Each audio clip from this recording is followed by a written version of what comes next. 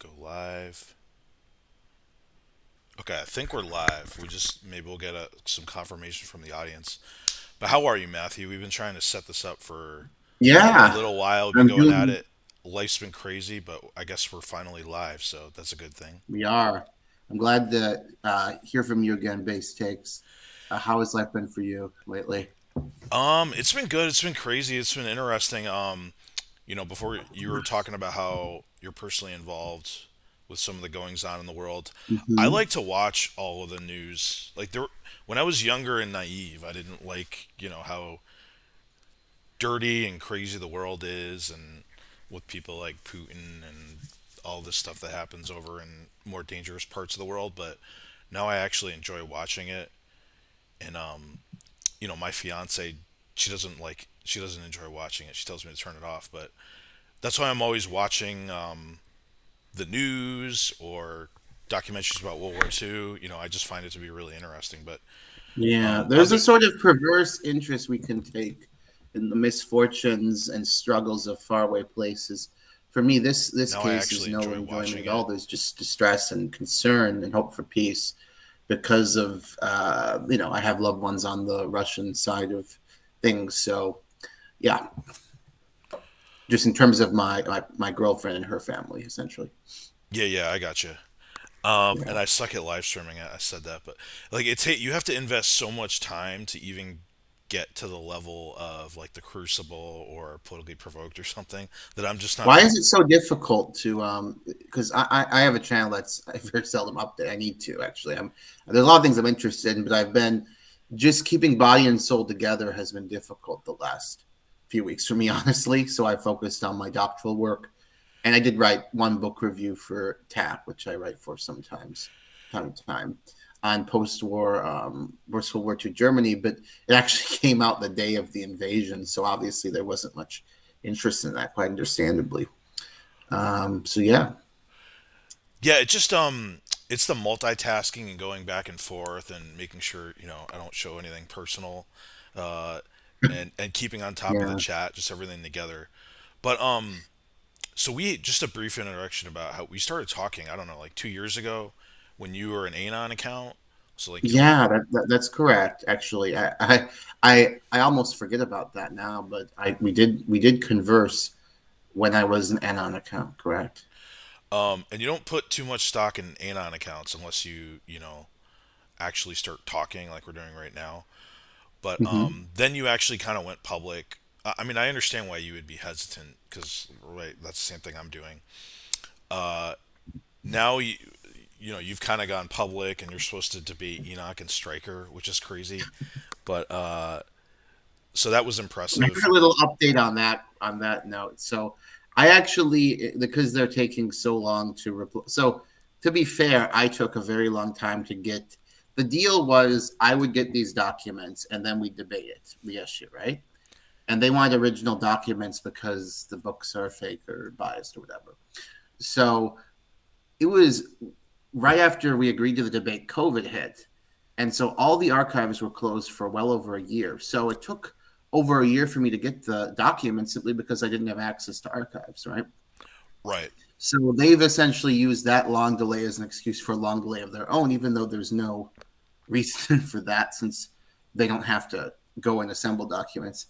Incidentally, I also said, while we're waiting, why don't we debate other issues regarding Nazi Germany?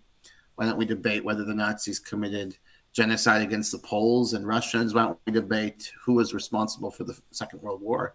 And I got no response from them. I think I dare say I from time to time actually listen to their when it's free, like online. Sometimes it's not free. I listen to at least the Mike Enoch show with the that TDS or whatever it is, and I feel like they're I don't know. I don't want to psychologize them too much, but I think that I speculate. Let's say it's total speculation that they may be backing away slightly from Nazi LARPing. Let's say, and I think maybe some of it came about from this war because they're starting to listen to nationalist extremists, racists in foreign countries, and they're realizing that, for example, Russian nationalists and Polish nationalists have this same narrative that the Nazis oppressed them and were racist against them and committed genocide against them.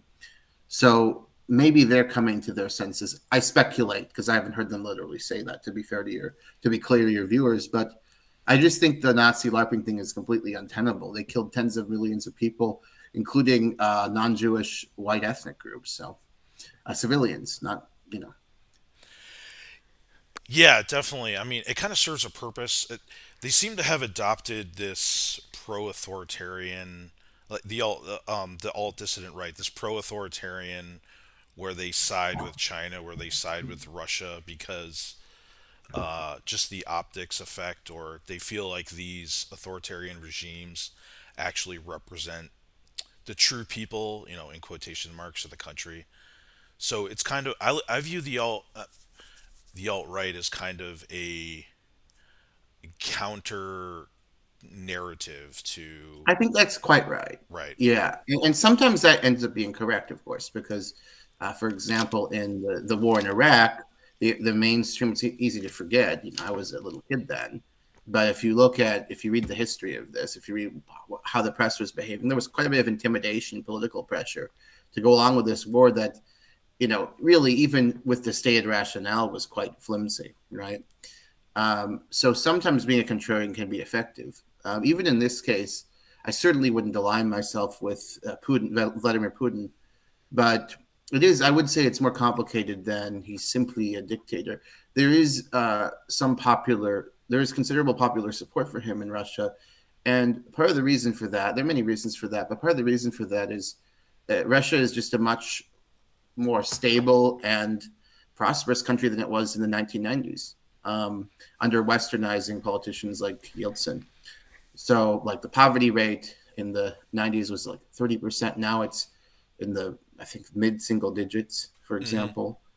Crime has plummeted. So, through authoritarian institutions, certainly, and he's obviously an authoritarian, Right. he has brought stability to this nation. So, that's a big reason why he has some popular support in Russia.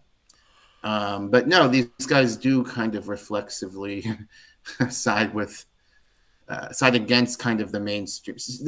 I guess they adopt the most offensive take possible, which sometimes can be insightful, but often is just hate filled and silly, as with the Nazi LARPing.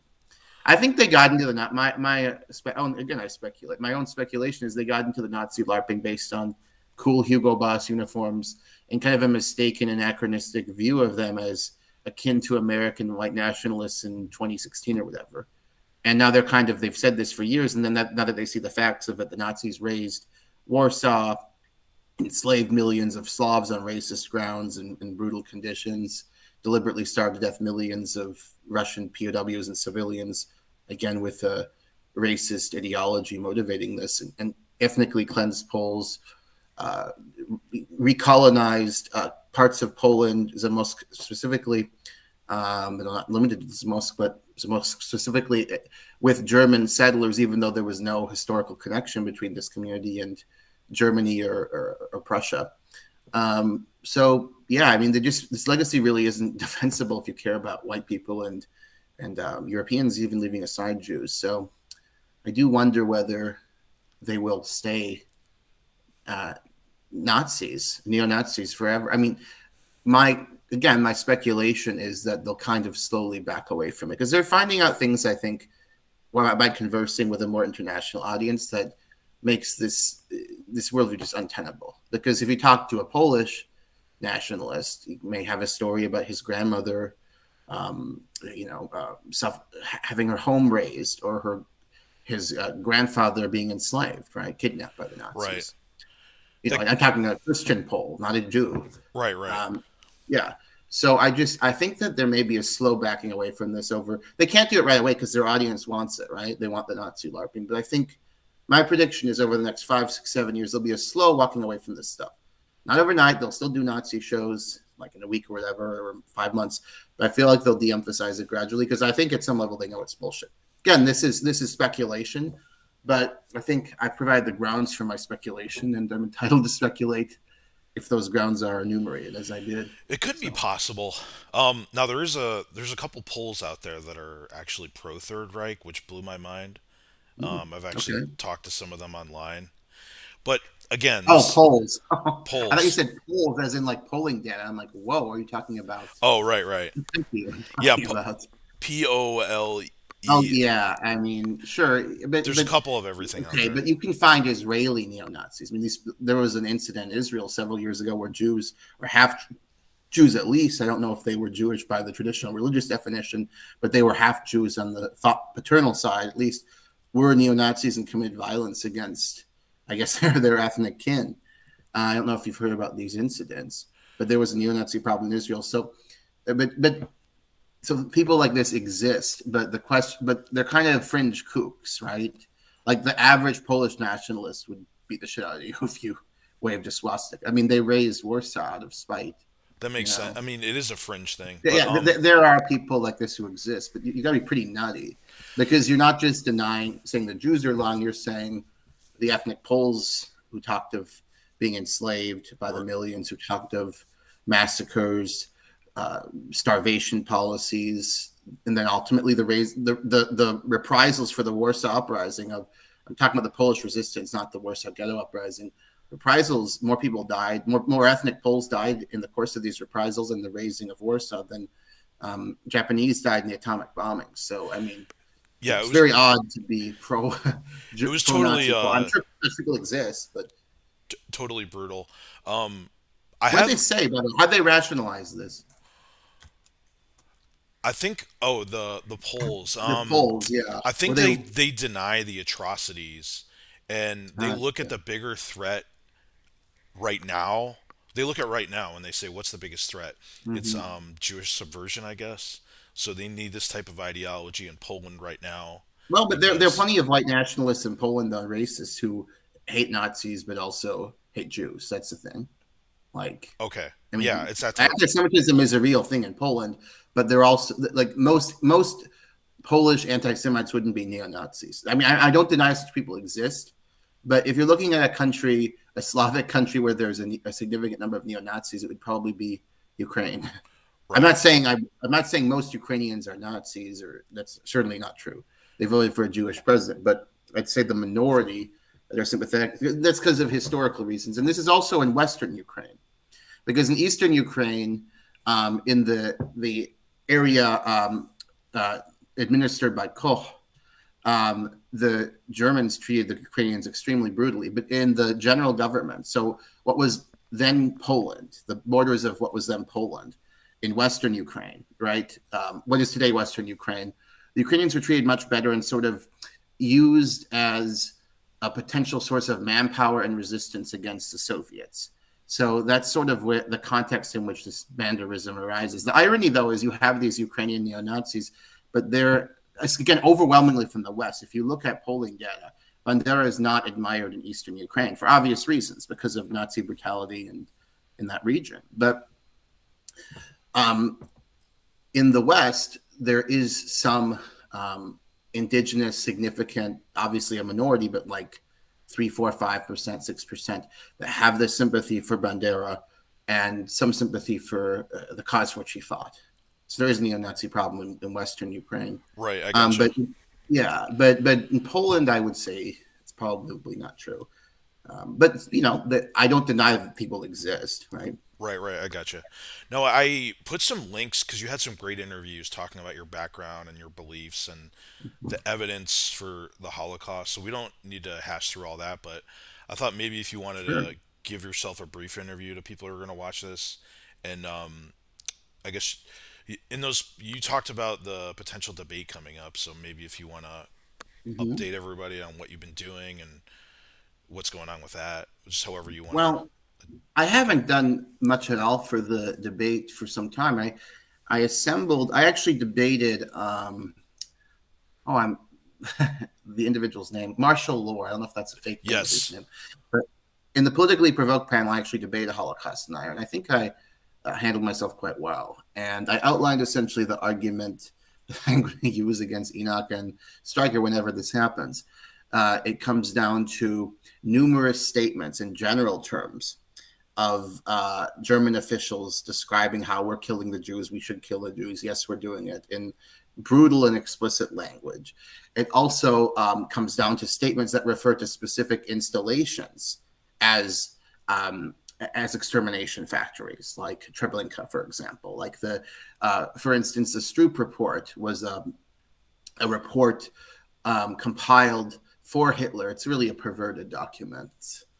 You feel like you're reading something just vile, like akin to, I don't know. I don't even want to say it. It's one of the most vile things I've ever read. They're celebrating essentially the victory over the Jews in the Warsaw Ghetto Uprising. And you have this military fighting these civilians and children, and this document boasts of how Jews are burned alive and so forth. But the document refers to how Jews are going to be executed who participate in this uprising, right?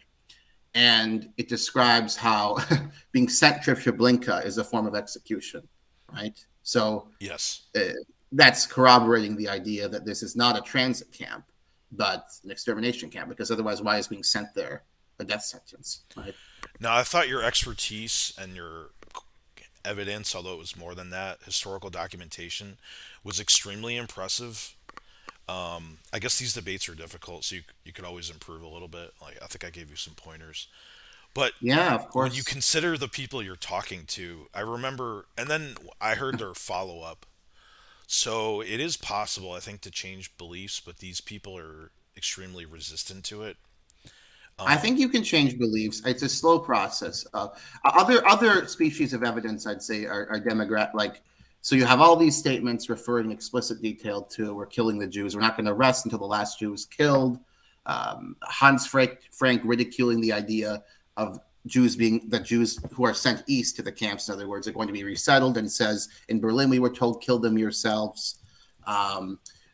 Robert Lai, the head of the German Labor Front, talking about how we're not going to rest until the last Jew is exterminated and indeed literally dead.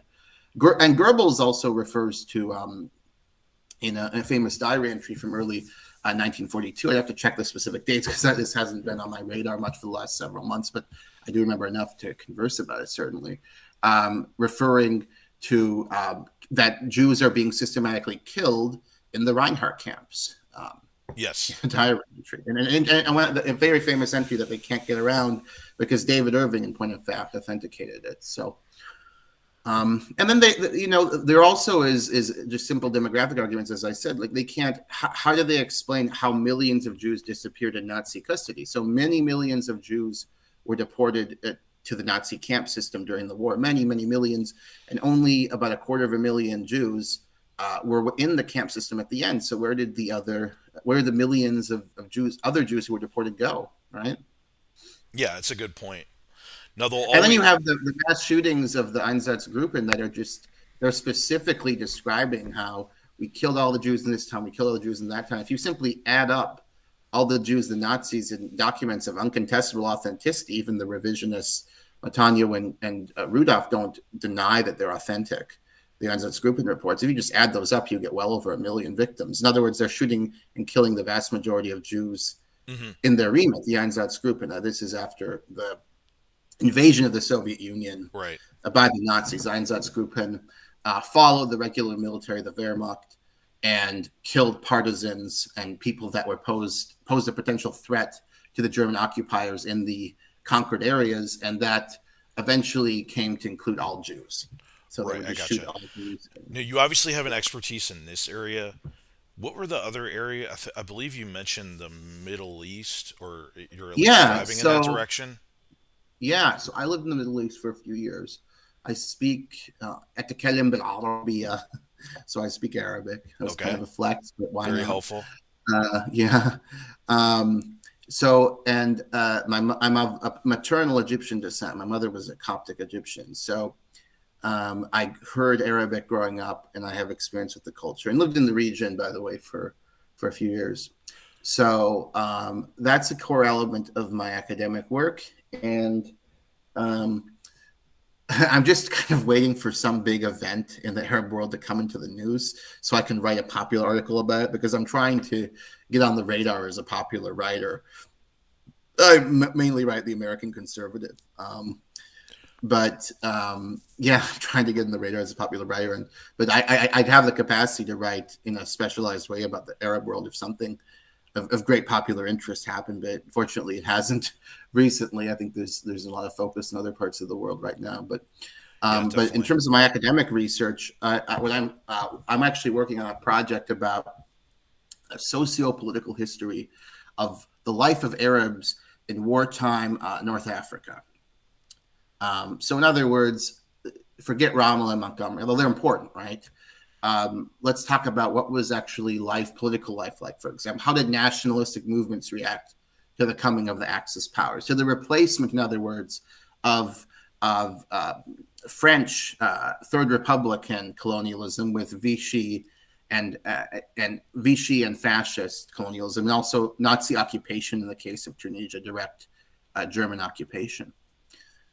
So that's the subject of my doctoral thesis and hopefully a future book. Although we academics or future academics, in my case, move slowly. I don't know if I'll actually be a Definitely. future academic. I'm very, I can't like do the PC thing. It's just, I don't have any race hatred. I like people of all backgrounds, but like they claim you're racist if you disagree with orthodoxies. And, the current ideology is just insane, right? I mean, I have no race hatred. I want equal rights for everybody. Hmm. I have a mixed ethnic family, but like if you disagree, if you say, for example, like a view I have, which I find very anodyne, obvious, like woke propaganda is anti-white. They hate white people. These people, right? Some of They'll them. claim because I say that I'm anti-black. I'm not. I'm not anti-black at all. Right. But they'll claim that these lunatics. And another thing they'll claim is that if you believe that neo-Nazis should have a right to speak, which I do, I don't think they should go to jail. We actually disagree on this. I don't think they should go to jail. I think they should have the right to speak unless they're threatening violence directly. So even if they're in a vulgar, abstract way dehumanizing people, I think it's disgusting, but they should have a right to speak. I believe in the dialectic and facilitating the dialectic and letting me listen to, and I also resent the idea that I can't listen or read something that may be vile. I actually like to seek out taboo materials, and sometimes it provides insight. Mostly doesn't really, but Right. sometimes it does. So, and I also just the other reason, even more important than the kind of dialectical process of knowledge, the reason I'm against this kind of censorship is I don't trust the government to define what hate is, because they'd say I'm a just because I defend their right to speak that I'm a neo-Nazi, or because I think the left has become anti-white that I am anti-black. I'm not. They would say that. So I don't trust these elite institutions to define and enforce these terms. So Right. No, I kind of. I mean, I think revisionist Holocaust, and I don't think locking them up is the right approach. But I also well, I think, didn't say you said the deniers. I said, but you said like some neo Nazis. I think you want to not lock up but censor. Isn't that correct? yeah, I don't. I think when it comes to social media, the internet, private platforms, I think for the greater good of society, there has to be some type of regulation of what's said. Like, there's a lot of bad actors on the internet, and I think we're better served to have some type of enforcement of what's said versus allowing virtually it. Now, no one But wants who can everything to be said. but that the problem is you're assuming that the regulators are going to be acting in good faith, and I don't assume that. I think that elites in our society propagate all kinds of absurdities that are obviously ridiculous. Like here's another like take this woke ideology. The idea that European people of European descent are some historical enemy that has been uniquely oppressive is just absurd. Until really the last couple hundred years, oppression, cruelty, exploitation of the weak by the strong is just an ironclad historical law, and it's Right. really only until people will say I'm vulgarizing this. This is what I believe.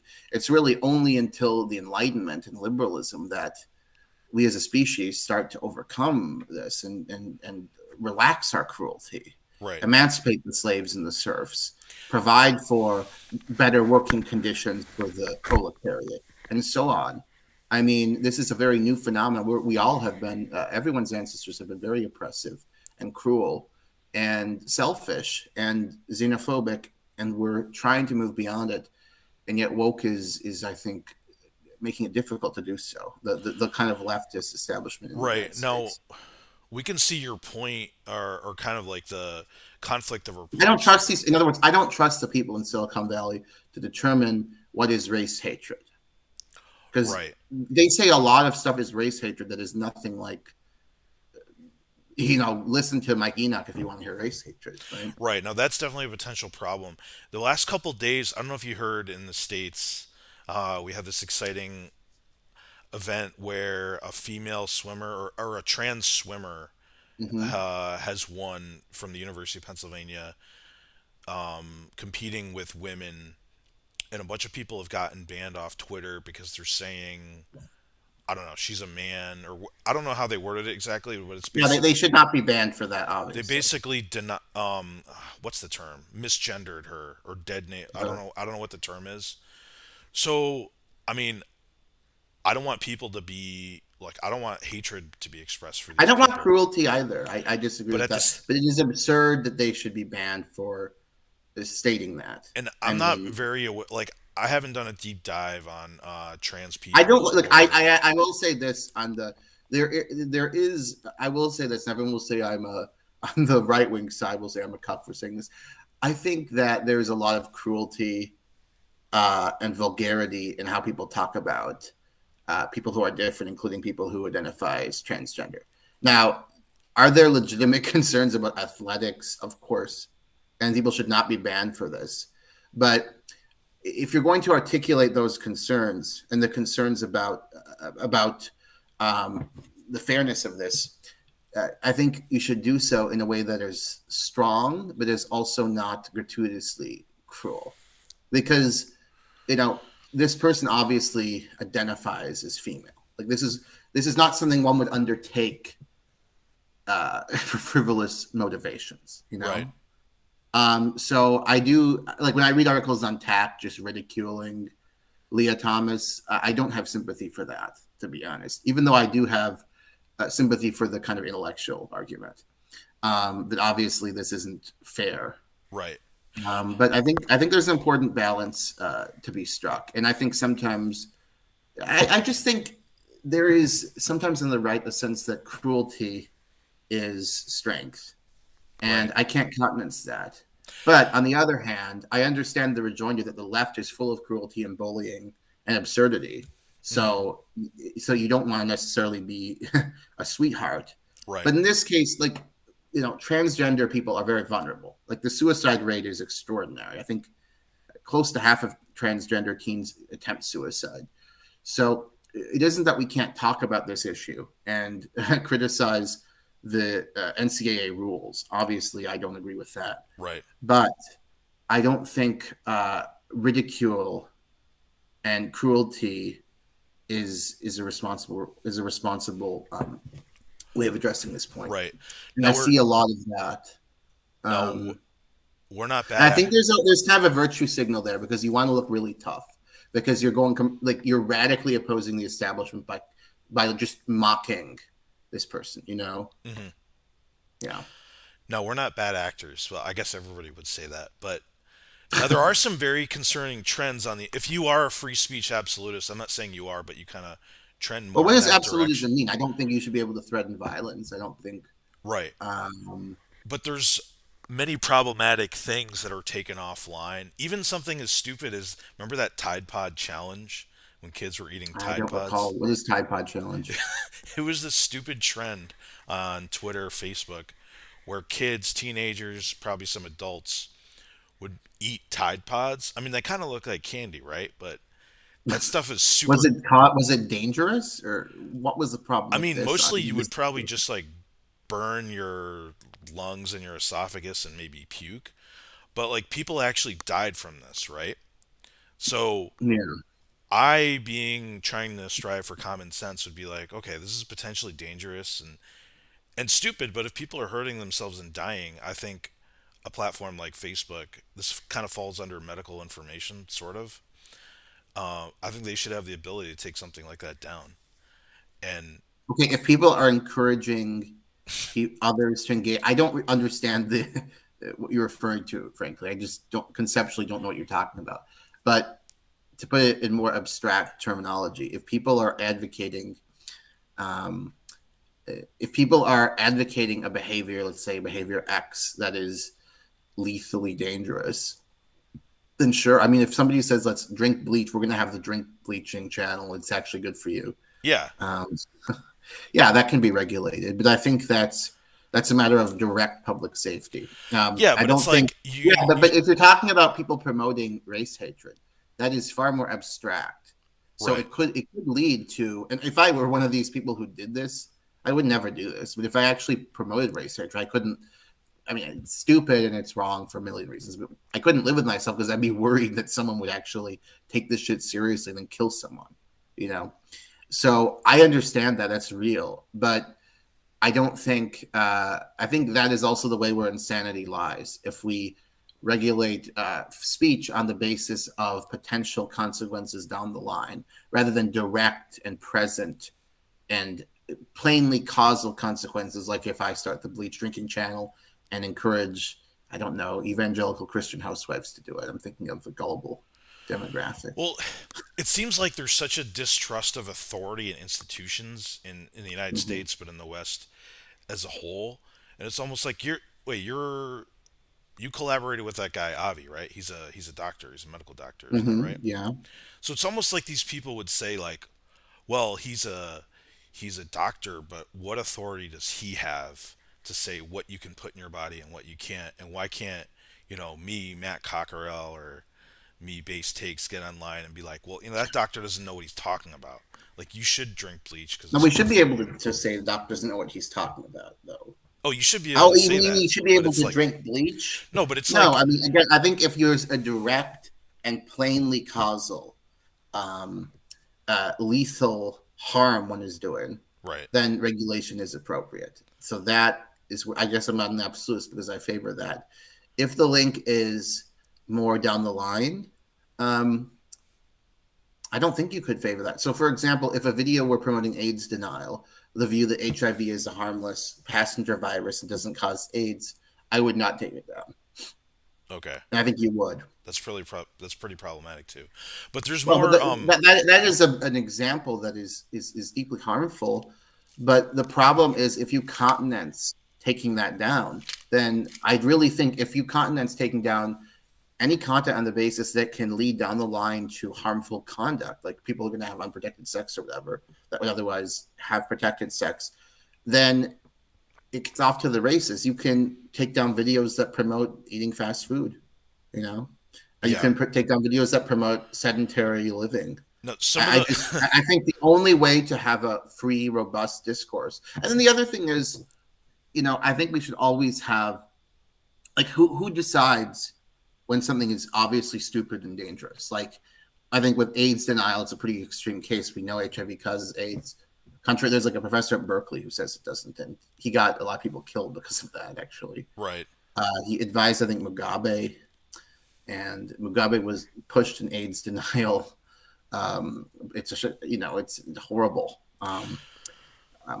platform. Oh So God. yeah, Now, what about these more? We can't go through every example, but some of the more egregious examples that got taken down is Alex Jones got taken down for. I'm not even going to say the event because I don't want to get Alex flagged. Jones is so For silly. well, Yeah, I he's would not insane. ban him. No. Well, okay, so he was denying the shooting that happened and claiming the We had a parent. Sandy Hook shooting, isn't Yeah, that why he yeah. got taken Let's down? yeah. Let's not say the word just in case.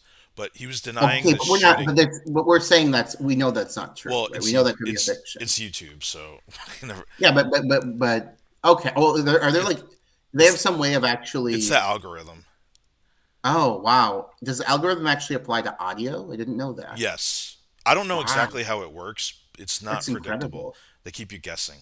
But anyway, so this Alex Jones denies this event, Yeah, I'm familiar with his claims on and this. the Yes. parents who had this horrible tragedy Hmm. are now getting harassed by his Hmm. fans. What do you what?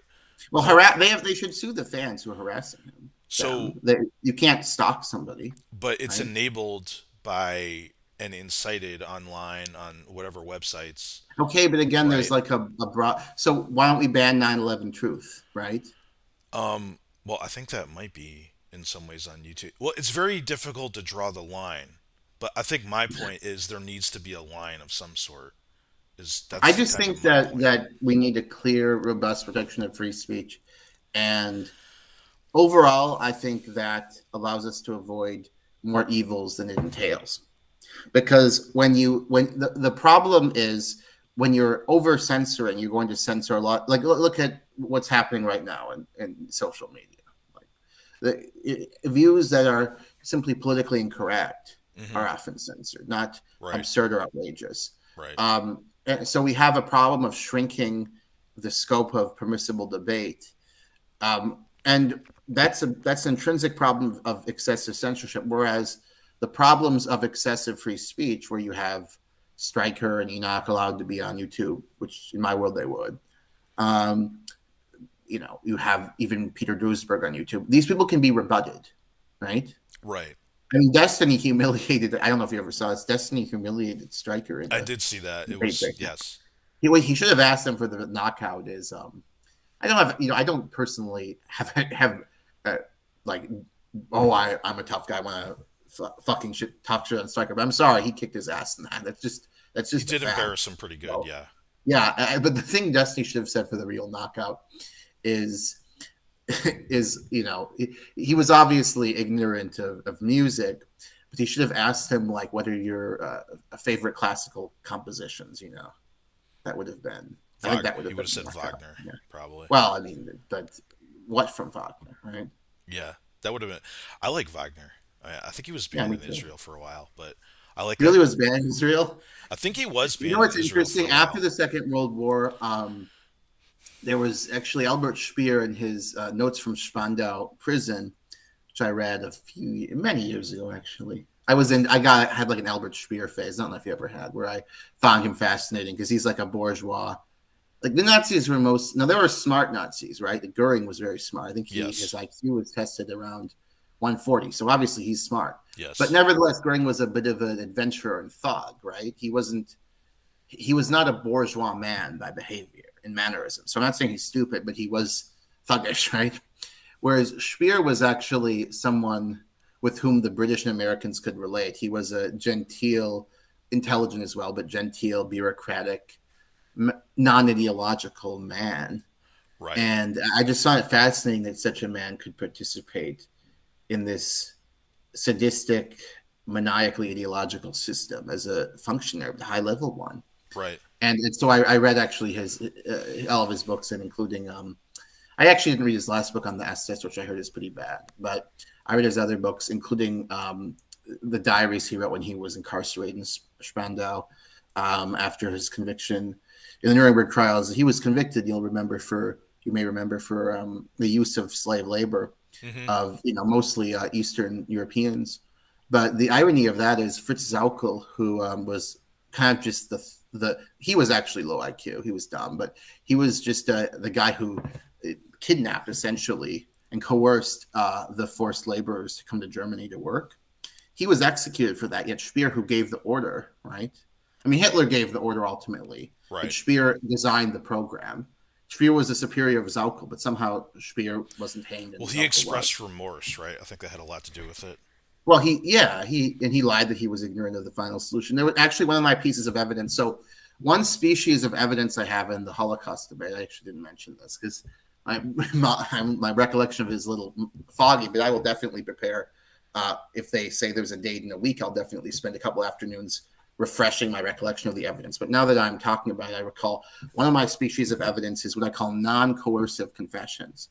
So Yes. confessions that the Nazi perpetrators made in contexts that are obviously not coercive or tortured. Like so, any courtroom confession is by definition coercive, even if the court is fair, even if the tribunal is perfectly fair, because there is an incentive to confess. You get a lower sentence. So there are people who confess in the American justice system who confess to crimes they didn't commit, Right. or maybe only half committed but didn't quite commit what they're being accused of because they want to avoid longer sentences. So I don't include any of those confessions. The confessions I have are, for example, Albert Speer's letter to a Belgian resistor saying, I admitted this in my book. I lied. I was present when Himmler said all the Jews were going to be killed.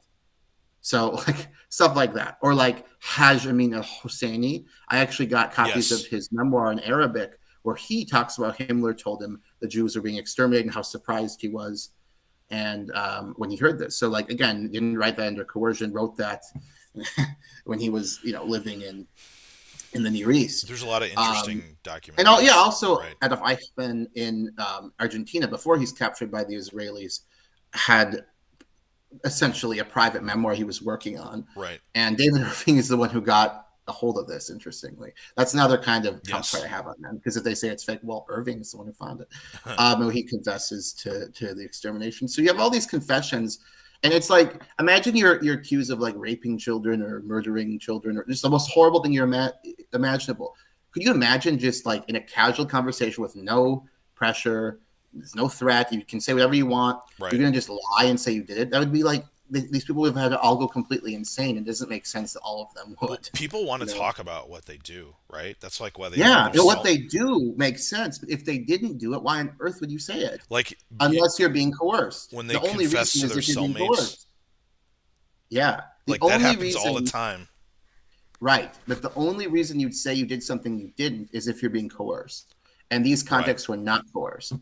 Or Yes. they're insane, but you can't. How are they all insane the exact same way? And they don't write like insane people. They have very detailed, Right. rigorous descriptions. It's interesting. Eichmann actually rejects. He says so. He admits to the extermination operations, but he says, "Oh, the numbers 5 million is a lie because he's not cutting the Einsatzgruppen. He's heard these numbers in the press. This is before, during in the 50s. This is before Raoul Hilberg, for example. Actually, he's writing in the late 40s, I believe, but before Hilberg's work, certainly before like the early Holocaust scholarship.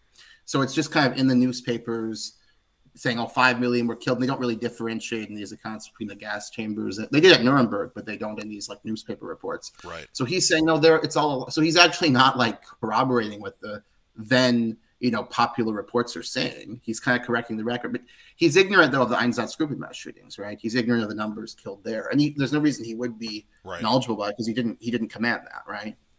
I actually He, have he directed deportations to death camps. He didn't direct Einsatzgruppen shootings. a So the reason question. that he thinks, but I'm sure they'll mention that because eventually they're gonna get a German fan to translate, and they'll be like, "Why does Eichmann say it's lie?" Well, he's not cutting Einsatzgruppen. He's Right. confused by this figure because the figure is too high if you exclude the well over 1 million Jews shot by Hmm. the killing squad. So I think some of the convincing evidence is no. I've read that. also he excludes. I should mention he excludes Jews killed by the Romanians and the Ustasha, which are counted obviously in mainstream 5 to 6 million estimate. Wait, which person again? Eichmann. Oh, Eichmann does, yeah. Right. So he's saying in this like document I have, like he confesses to the Holocaust, essentially to the death camps, but he says 5 million is a lie, right? He says that's too high, it's a lie. And so I imagine Enoch and Stryker are going to say, "Oh, here you go," but like the retort is, well, he's 5 million. He's talking about these extermination centers, and he's excluding the Einsatzgruppen mass killing. He isn't thinking about the Einsatzgruppen mass killings or Jews murdered in Romania, or Jews murdered in Yugoslavia, because that wasn't under his remit. Right. So either the newspaper writer is confused, as some were saying back then, not really academics and not Nuremberg tribunal, but some people like popular writers were saying 5 million died in the gas chambers or whatever. But you know, yeah. But the fact that he's willing to say this part is wrong and a lie, and then confesses to the rest, also corroborates it. Because if he were just being coerced, why wouldn't he say, "Oh yeah, everything they're saying in the press is true"? Right. Right. I I gotcha. mean, it's absurd. There's no. How is he coerced writing to himself by himself in Argentina?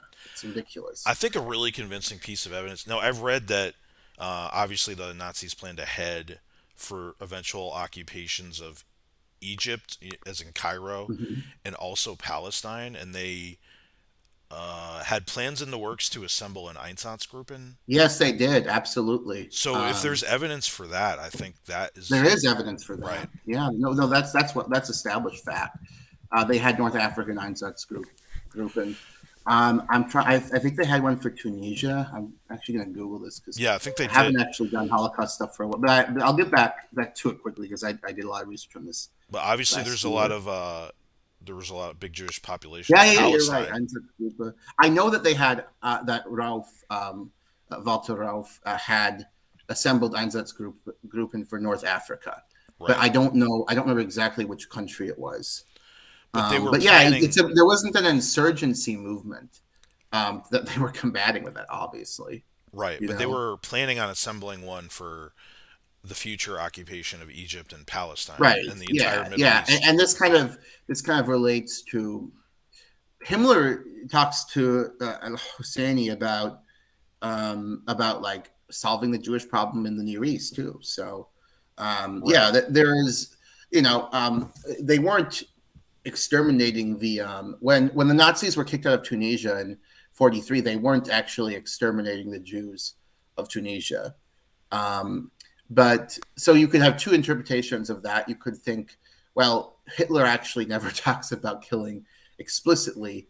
We're going to kill all the Jews in the world. It's kind of hinted, but there is like he in his famous speech to the Reichstag, his prophecy, if you will, about how if the Jews launch, if the international Jewish finance instigates another world war, the outcome will not be the Bolshevizing of the world, but the destruction of the Jewish race in Europe, die Vernichtung der jüdischen Rasse in Europa. Europa. You know, so he's talking about Europe specifically. That's his prophecy, right? So if you place any weight in that kind of intentionality, then maybe he's just talking about Europe. So, but you're right that Einsatzgruppe were grouping were going to be assembled. So maybe genocide was coming to these regions. Well, I I think think that's what it shows that's what I intent. tend to believe. It Yeah, I shows think so. intent. I think so. Yeah. And I mean, there's the only thing you could say is well, you know, like in 1939, the Einsatzgruppe, you know, the Einsatzgruppen went into Poland, and you know they brutally murdered huge numbers of Jews. They actually liquidated the Polish intelligentsia as well. Like that's part of the genocide of Poles, killing all the the sources of culture and intellectual life, because they wanted to essentially eliminate Polish identity and make these people subservient to Germany and like kind of a race of serfs or peons and or slaves, you know. right, definitely. But they didn't actually do what they did in the USSR. They didn't round up every Jew and kill him. So you could say, oh well, the fact that there was going to be one doesn't mean they had plans for. But I think they did. I would certainly, certainly think the evidence suggests that they did. Um, Also, I don't know if what form it came in a telegram, a document, but they encouraged the Japanese to liquidate their Jewish population. how many Jews were in Japan? Not many. Like Shanghai, they occupied Shanghai, and this was a safe Okay, haven. yeah, So I want to say not many, 25,000, but yeah, too too many to. yeah. I've heard about this as well. I haven't found. I So don't think I assembled this document for my for the debate, but I've heard of this. whatever I've the read this in a book. evidence is, now this is what made the Holocaust in part of the reason why it's a unique event. It wasn't just focusing on a population under their occupation or control. It was a worldwide thing, right? Why would they tell the Japanese to Hmm. liquidate their And there also are Jewish kind of population? Himmler makes this is in his biography, the Grand Mufti of Jerusalem that I mentioned before. Himmler implies, if Al Husseini is to be believed, Himmler implies to him that they're going to exterminate the Jews in the Near East after the war in Europe is won. You know, Right. So now, I so mean, obviously I think so, yeah. But the only reason I hesitate a bit is just like as a matter of you have statements of intent to this effect, but as a matter of what happened, like in 1933, pretty late in the war, when the Germans are expelled from North Africa and that they are occupying Tunisia through 1943, there are not exterminating Jews at that point in Tunisia. They are in Europe, of course. So that is interesting, you know. But and Hitler's prophecy does talk about Europe specifically. So I don't know. I mean, actually, Goebbels has a diary entry where he talks about the Jews unleashing the war will lead to, I don't know, remember the exact language, but will lead to the elimination of Jews in Europe and perhaps the world. You know, it was something like the destruction of the Jewish he's race in Europe. well, that's Hitler's speech, but Oh, okay. Goebbels talks. There's this a Goebbels, like as I said, die Vernichtung der jüdischen Rasse in Europa, but like destruction of the Jewish race in Europe. But Goebbels also writes in his diary about the destruction of the Jews is going to be in Europe, and then he says, and also perhaps the world, you know. Right. But I mean, it kind of migrates from one region to another because it starts. There's only this systematic killing of all Jews in the Soviet Union in 1941, and then for some time it isn't. They're systematically murdering Jews and sending to the Reinhardt camps, but it isn't actually Jews in Western Europe. It's Jews initially. It's Jews in like the first half of 42. It's Jews in Eastern Europe and in Germany too, right? So also in Germany. But I think they, and you even see in the Goebbels diaries in this late spring of 42, where he's talking about perhaps, this is one thing that deniers like to use. He's talking about perhaps creating a Jewish settlement or something. But the deniers say, hey, this is 3 months into Operation Reinhardt. How can you explain this, right? But if you read the actual diary entry, he's talking about Western European Jews who haven't been deported yet. He's not talking about Eastern European Jews. He specifically says twice Western European Jews. The whole thing is about them. And they haven't been deported yet. Right. So to me, that shows, and this is actually my kind of revisionist view, the only other person that I've found who I think has actually noticed this and wonders about this is Peter Longerich. I read his book. Yeah, I got that from the library. He actually, he thinks the Holocaust may have, as we know it, like killing all the Jews of Europe, may have not been established as policy until the summer of 42, so very late. And I think that may be true as well. And the Goebbels diary is one piece of evidence for that. The other piece of evidence is Western European Jews weren't deported until in the first half of 1942. Now, there were Jews deported to death camps from France, but those were mostly foreign Jews who had come to the Third Republic as refugees.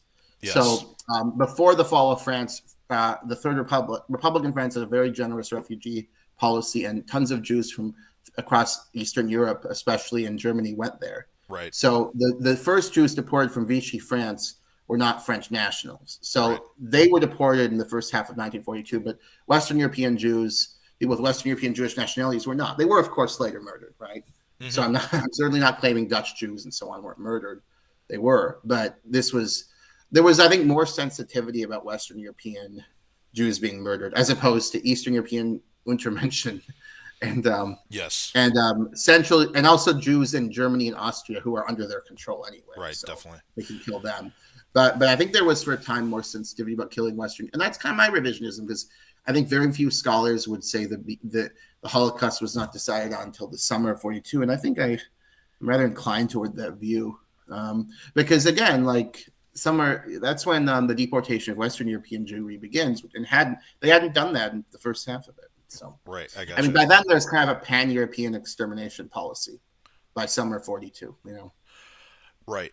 Now, you don't have the debate on the books, right? You kind of talked about this. It's potential because it's been delayed so long, and you're not sure about your counterparty. I think that they. Well, I don't know. They might release it. I would be really. I actually have. I actually have enough. have enough confidence in them as people. As absurd as it is to say about people with such vile views, but I have enough confidence in them as people, because interpersonally they're not that bad, you know. Right. Their ideology is disgusting, but they're not interpersonally. They're normal people, and strangely. But so I have enough confidence in them to think they wouldn't do that, because that would be pretty shitty and cowardly. So I actually don't think they'll do that. I mean, it's possible, but I don't want to. You have other people you can debate, like you did Marshall. Yeah, I will. I'm going to do that. But I'd hoped, to be honest, too, that this debate would help put me on the map as an influencer, because it would get attention with these guys who have a big audience. Right. You know, I mean, it's kind of stupid to want to, from influencers, so pretentious. So I sound like a jackass for saying that. But like, honestly, like there's a self-interest point. I would like to be influencer, whatever you call it, because first of all, I think I have views that are interesting. Like the premise of my channel, I know a lot about history, and I translate it to the contemporary world. I don't think there's a lot of people in the influencer community or online YouTube person or whatever that have that. And in addition, just as a self-interested perspective, I would like to have some income in addition to an academic post. And by the way, the academic post may be in Central or Eastern Europe. or even like Egypt or whatever. Like or Lebanon. They have a couple really good Western universities there.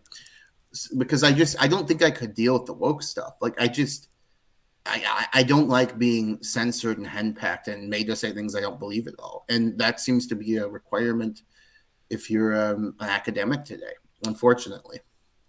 Right. Yeah, I gotcha.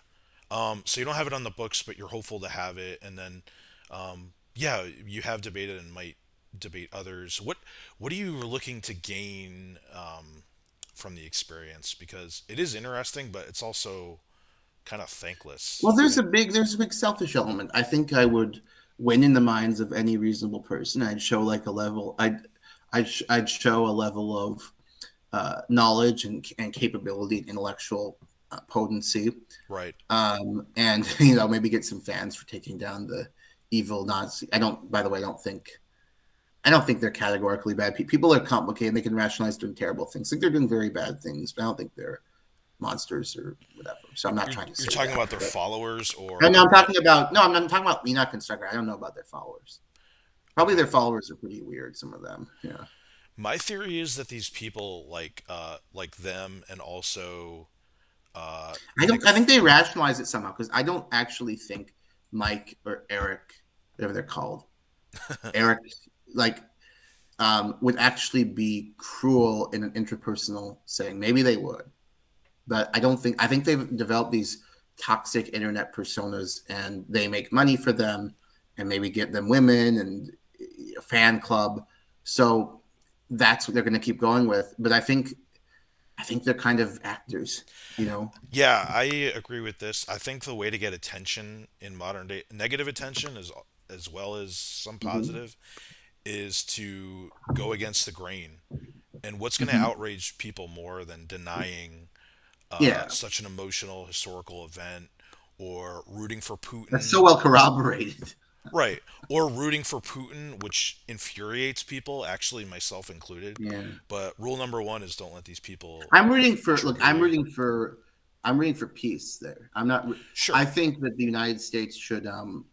So I have actually politically incorrect views in this. Frankly, Hmm. I don't think the invasion was justified. I think it's monstrous. I think that I feel terrible for the refugees. However, I do think there has been a total unwillingness by the Western media to look at legitimate grievances from Putin. So let me give you two examples, two pieces of language he uses. First, he talks of genocide. Now, obviously, this is not literally accurate. This is propagandistic.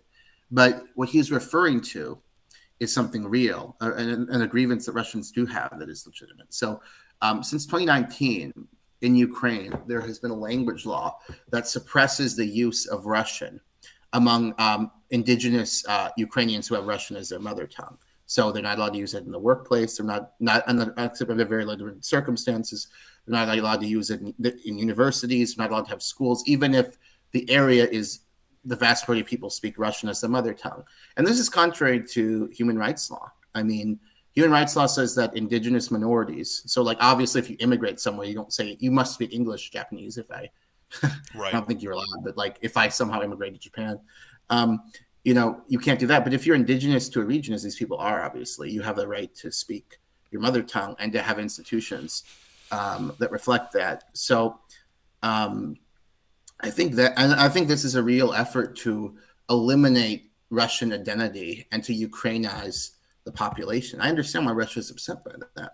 I also understand why Russia is upset by the what's been going on in the Donbass region of Ukraine, where you have secessionist factions. You have a population that I haven't confirmed this independently, but by all historical and contemporaneous evidence, seems to be majority wanting to be apart from Ukraine, right, in Lugansk and Donetsk. And the Ukrainians aren't accepting, even though under the Minsk agreements they were supposed to, they aren't accepting any additional sovereignty for these regions and are, waging war. And I understand the imperative to defend sovereignty. I don't think the Ukrainians are monsters or Zelensky's a monster or anything like that. But my only point in mentioning this issue is not that Putin is justified in this horrible invasion, but that there are legitimate grievances, and therefore that we could potentially have a constructive peace agreement. Right. The other thing is this neo-Nazi thing. People just say, oh, it's absurd, Zelensky's Jewish. Well, again, it is absurd. If the claim is that the Ukrainian government, Zelensky believes in neo-Nazism, that's absurd. If the claim is that most Ukrainians are neo-Nazis, that's absurd.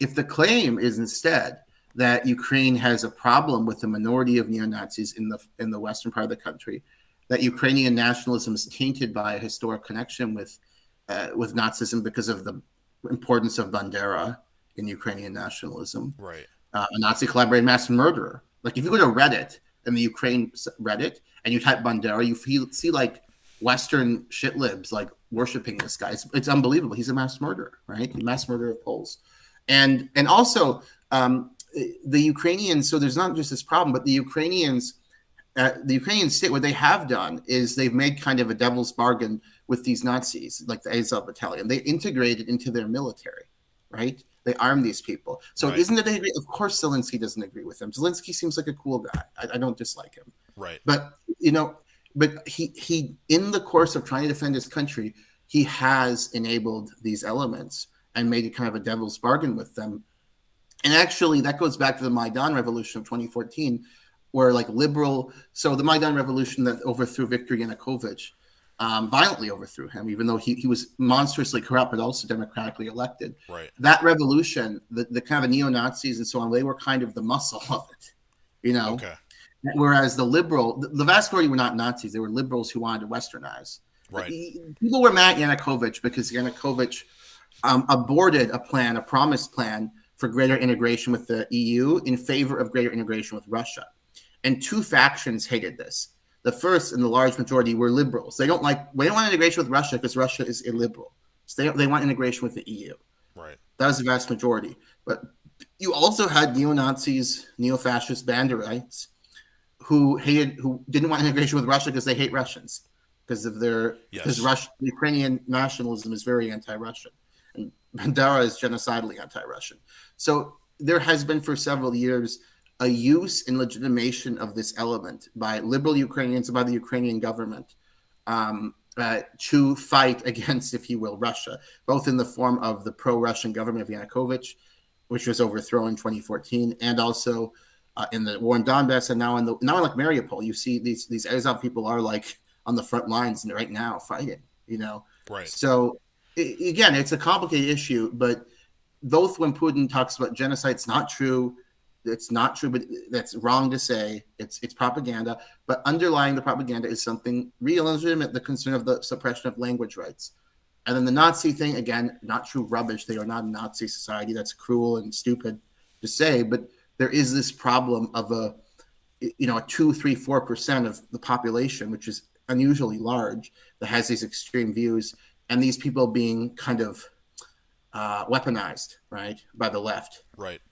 So, sorry, by the kind of pro EU people, just as a tool against Russia, not because they have any ideological sympathy with them. Of course, Zelensky doesn't like neo-Nazis, obviously, and most Ukrainians don't either. They vote for a Jew. So I want to be clear that I'm not swearing Ukrainians as Nazis. Of course, they're not, but it's just that this element is disturbingly large in terms of very small minority. But like if you're talking violent neo-Nazis, 2%, 3% is disturbing.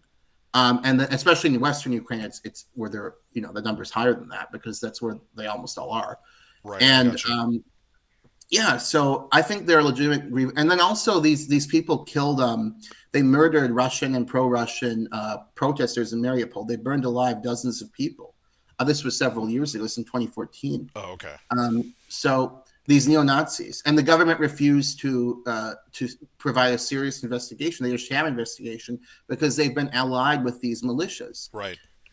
So again, you couldn't prosecute the case against Russia even more, even more, But I'm not saying Russia's invasion is justified. It's terrible. It's horrible what they're doing. But my point is there are legitimate grievances here.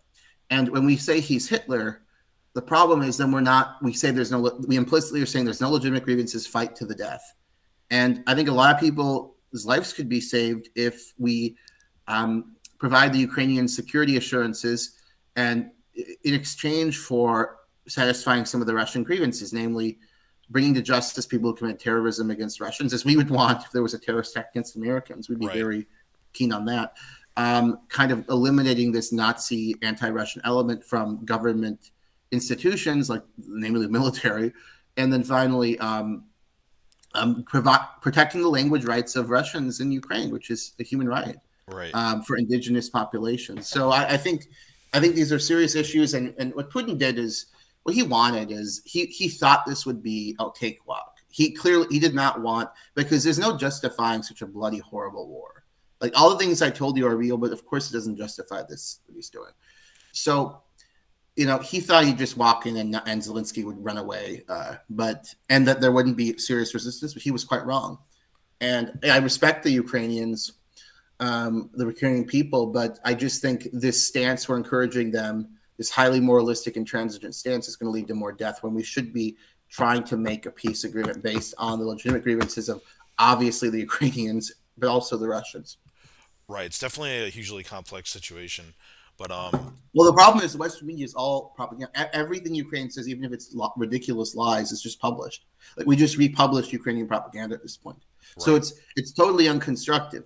Now, I understand why the sympathy lies there because of this horrible refugee crisis, and at least 1,000 dead according to the UN, probably far more than that, civilians. I mean, but you have to look at both ends of the scale if you want a peace agreement, and I think that is what we want. The idea that we should have a war with Russia is just so absurd to me. It's so absurd. Right. It's tragic what's happening in Ukraine, but let's try to okay, people who say Putin is just revanchist and thinks Ukraine is part of the Russian domain. Okay, let's at least try to negotiate though first. Maybe maybe all this stuff I mentioned, he doesn't actually care about the legitimate grievances. He doesn't care about all the civilians that Ukraine has killed in the Donbass region. He doesn't care about the suppression of language rights, the terrorism in Mariupol, the Azov battalion. Maybe he doesn't give a shit about any of that. Mm-hmm. But those are all legitimate grievances, whether he cares about them or not. So let's at least try to create a peace agreement that provides for Ukrainian security. And there needs to be some effort, short of NATO membership, that makes sure that Russia cannot invade again. Well, I wish something could definitely be worked but out. but in addition, but satisfies Russia's legitimate interests too. So it's a mess. It's a tragedy. And I'm very much opposed to sanctions too on the Russians. I don't think that's productive at all. Putin has a large base of support in that country because, as I mentioned earlier, like the country is in much better shape than when he took over. You have these memes about Russia's a failing state, the Russians are a sunken race or whatever. Like, I just don't even, do people even look at data on the media before they talk? I mean, Russia, I think the 12th largest economy in the world now, I think they're one spot behind Canada, a couple spots behind Canada or something. Russia's in way better shape than it was 20 years ago. Now, Russia is weak compared to the United States. Yeah, okay. Right. Like, we're the superpower, and with China, it's weak compared to China. So it's not what it was in the Soviet days, but it is in much better shape economically, socially, politically than it was in the 1990s. Well, politically, in terms of freedom, it's in worse shape, of course, but it's more stable. I mean, there's less crime, and so that's why he has a base of support. Right. Despite doing this terrible thing, there are plenty of people against this too. Like, right. It's not as if it's 5% against it. There's a lot of people opposed to this, but it's. I don't think a revolution is likely, and given that, I don't know what the point of sanctions are, because you're just going to punish the whole population, including the 30%, 40%, or whatever it is, 50% who are against, 60% against the war. Right. I imagine before the war, you had from reputable polling firms, so like Western firms that even Western academics were anti-Russia regard as legitimate, that Russia, Putin's approval rating was quite high, like around 70%, I think.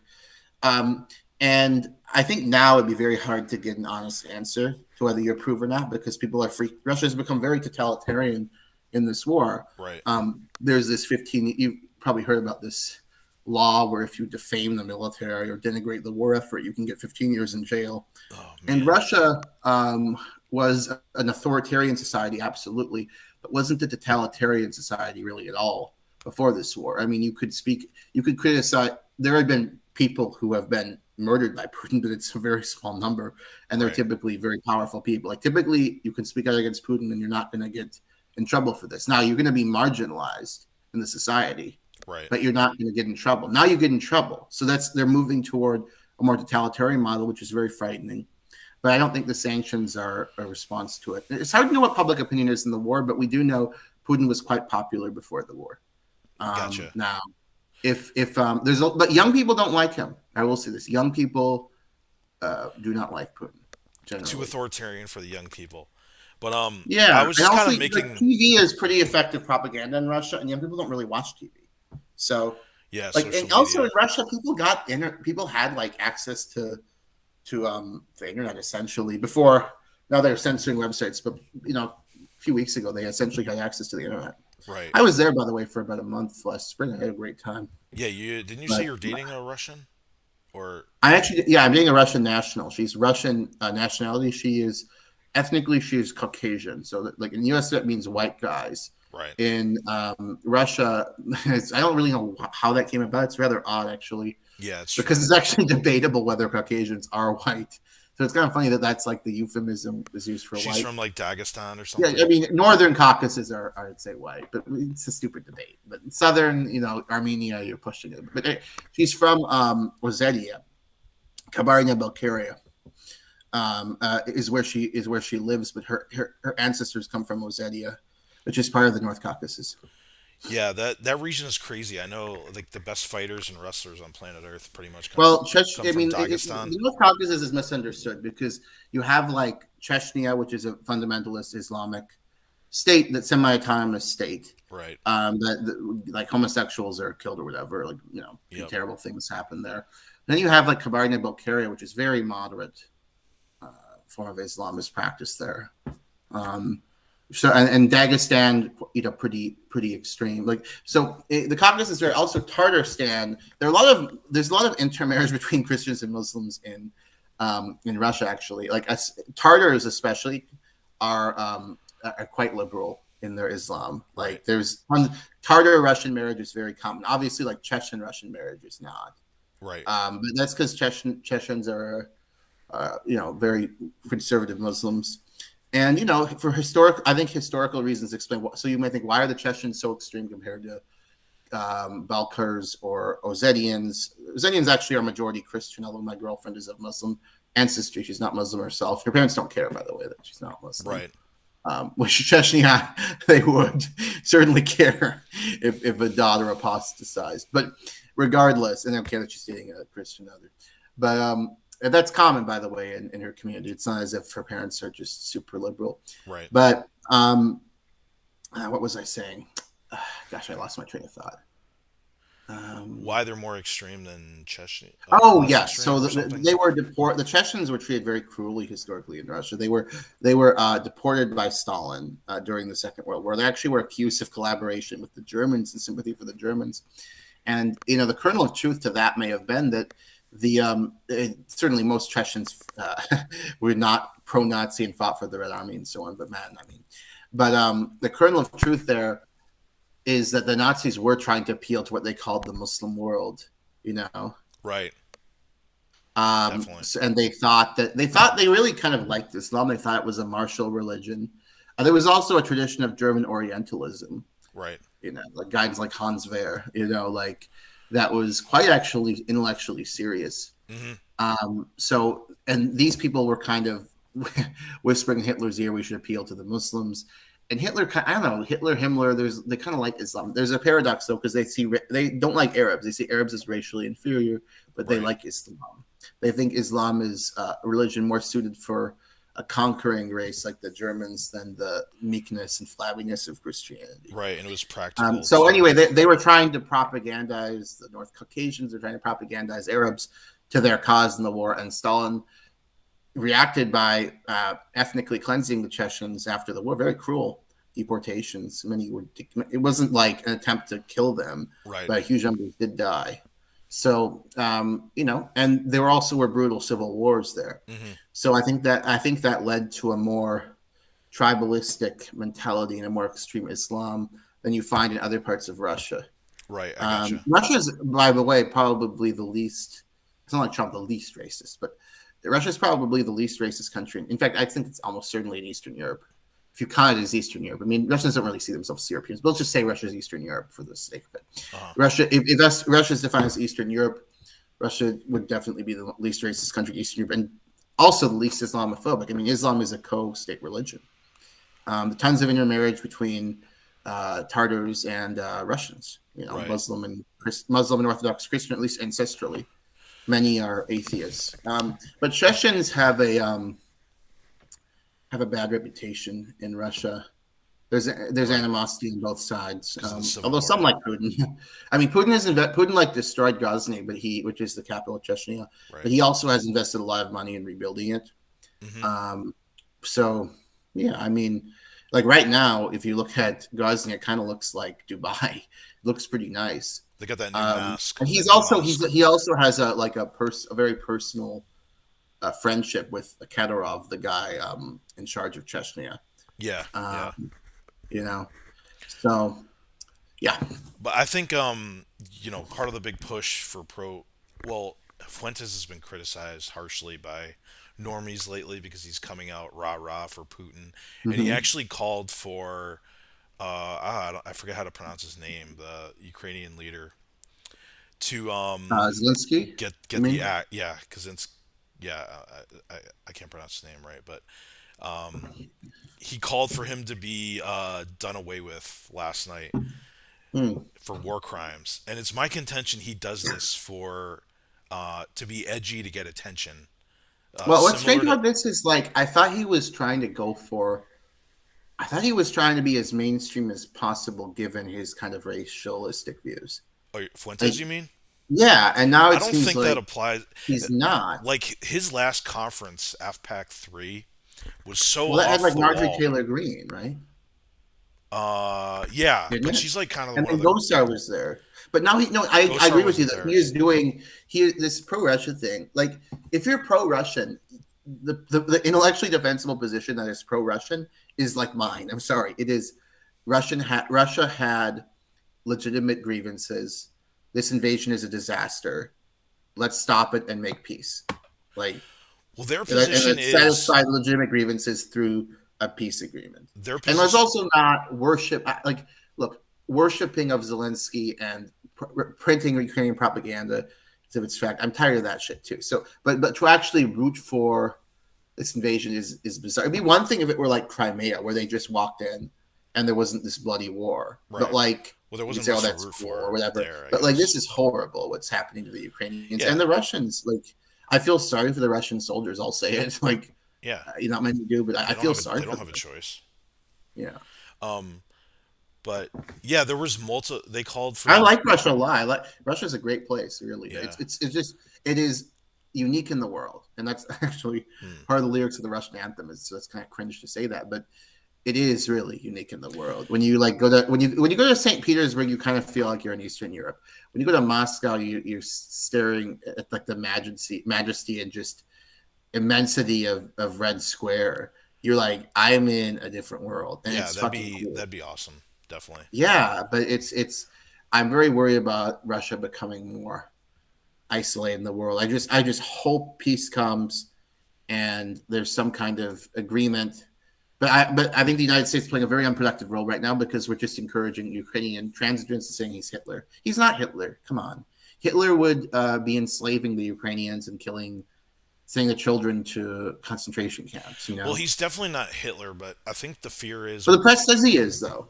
Well, he's definitely not Hitler, but people. Yeah, tens of millions of victims away. He's tens of millions of victims away from Hitler. Yeah. Let's be clear. I think the parallel people make is he's an autocrat who's trying to take over the Ukraine or a large portion, and if he gets away with that, what's he going to do next? I think that's the fear. Like, well, but the negotiation again.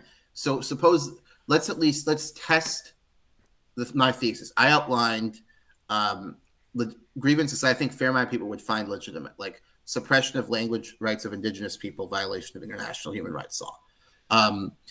Killing of thousands of civilians in the Donbass region, failure to abide by the Minsk Accords in terms of providing sovereignty for these people, not bringing to justice terrorist neo-Nazis who killed dozens of Russians, like the integration of like a neo-Nazi military unit in the Ukrainian military, Yeah. and so on.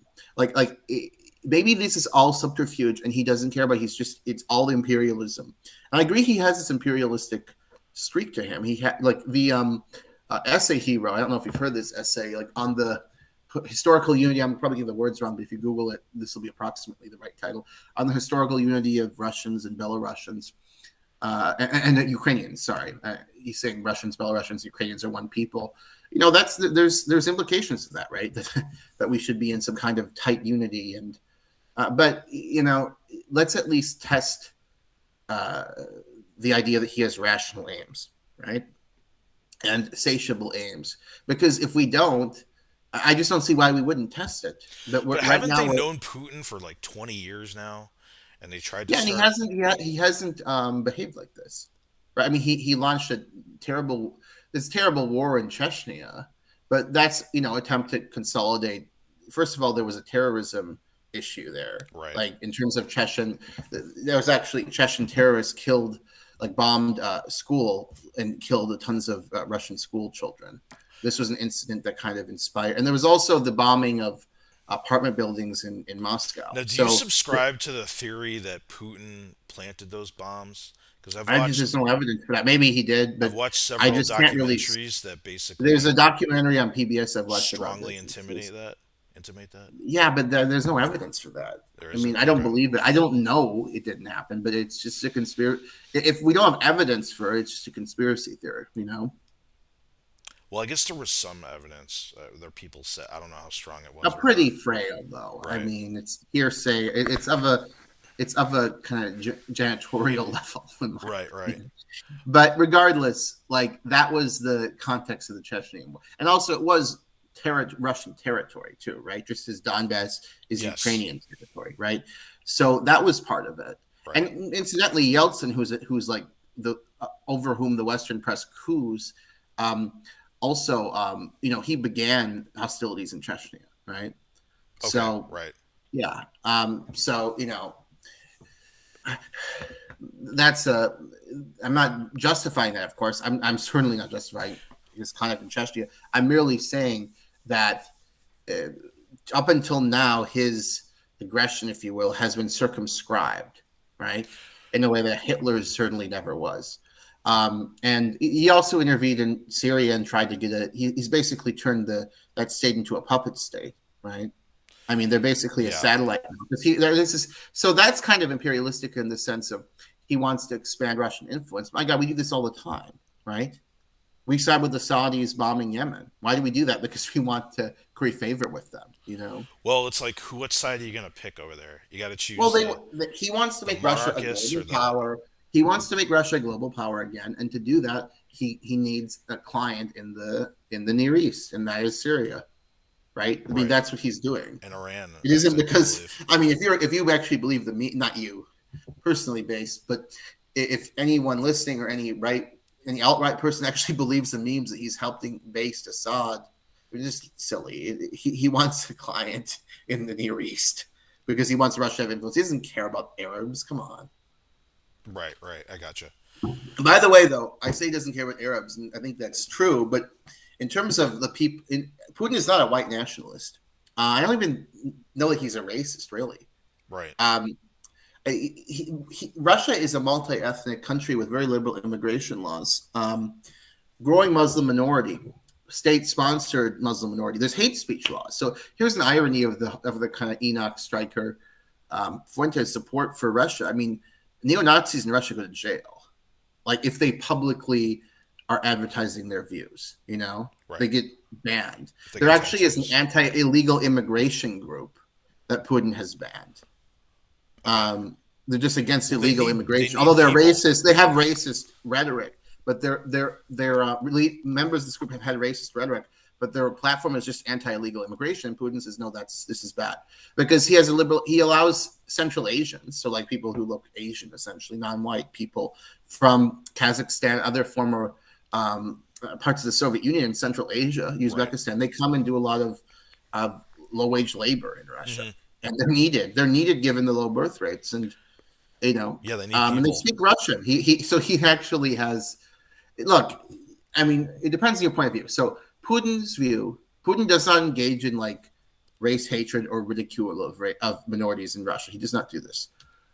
What he does do, and you could say this is racist or whatever, he thinks Russia is a multi-ethnic nation, but Russians are the founding people, let's say, of it, right? Right. So they're the first among equals. But we also have other people who are citizens.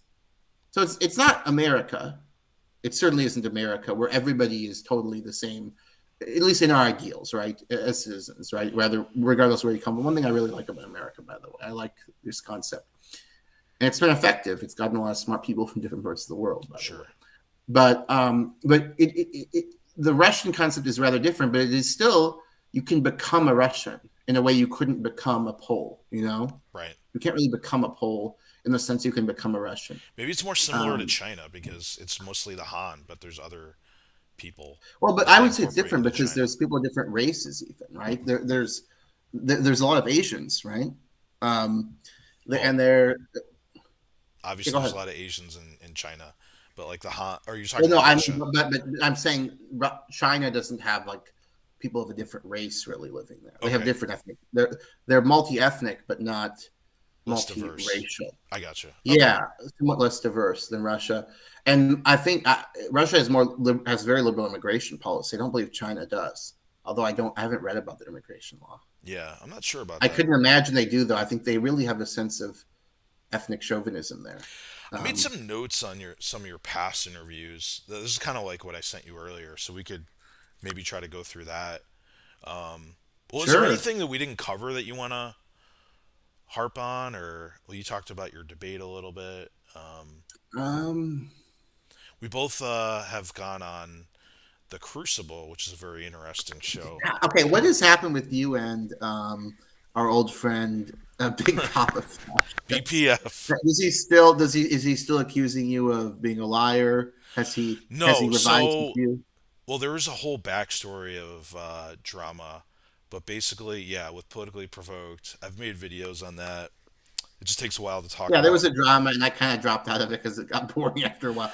You're not boring base takes. You know I love you, but and I also love BPF, but the drama got a little So pedantic and boring. they have their backstory, and I came in to that situation, and whatever. I had the situation with politically provoked. I didn't like, Mhm. it got ugly. Went to the Okay, Crucible. Okay, that drama I've said out of. So let me give you my view on that. First of all, I told you this in the chat. So I think the views that Brittany now agrees with are horrible and disgusting. But look, she platformed me. I'm not going to trash someone. I think there's something like I'm much enough of a Dantean. I'm not going to publicly trash someone who gave me a platform. I mean, the reason I mentioned Dante's Inferno, I allude to that is Well, it depends the on. lowest ring of hell I is don't know. those who betray their benefactors. And my father's Catholic, and I went to Catholic school, and English Catholic is a whole another can of worms. But regardless, he's Catholic, and I was very impressed by Dante's Inferno as a young person, and I actually still believe that. So, but I agree the views are disgusting. I don't think they should be banned, though. I don't agree with you on that. But go ahead. What's your take on the what are these dramas? Just unpack both of them for me. Well, fuck, it's long and complicated, but try to make it as basic as possible. Yeah, I've these circles aren't very large, but you basically, I Mm-hmm. was in the same circles as these wignats, and it's like the JQ and the counter JQ Mm-hmm. argument, and I just find these people and these views to be Ridiculous. antisocial, potentially harmful Mm-hmm. to themselves, but also Mm-hmm. society as a whole and people that can be on the receiving end.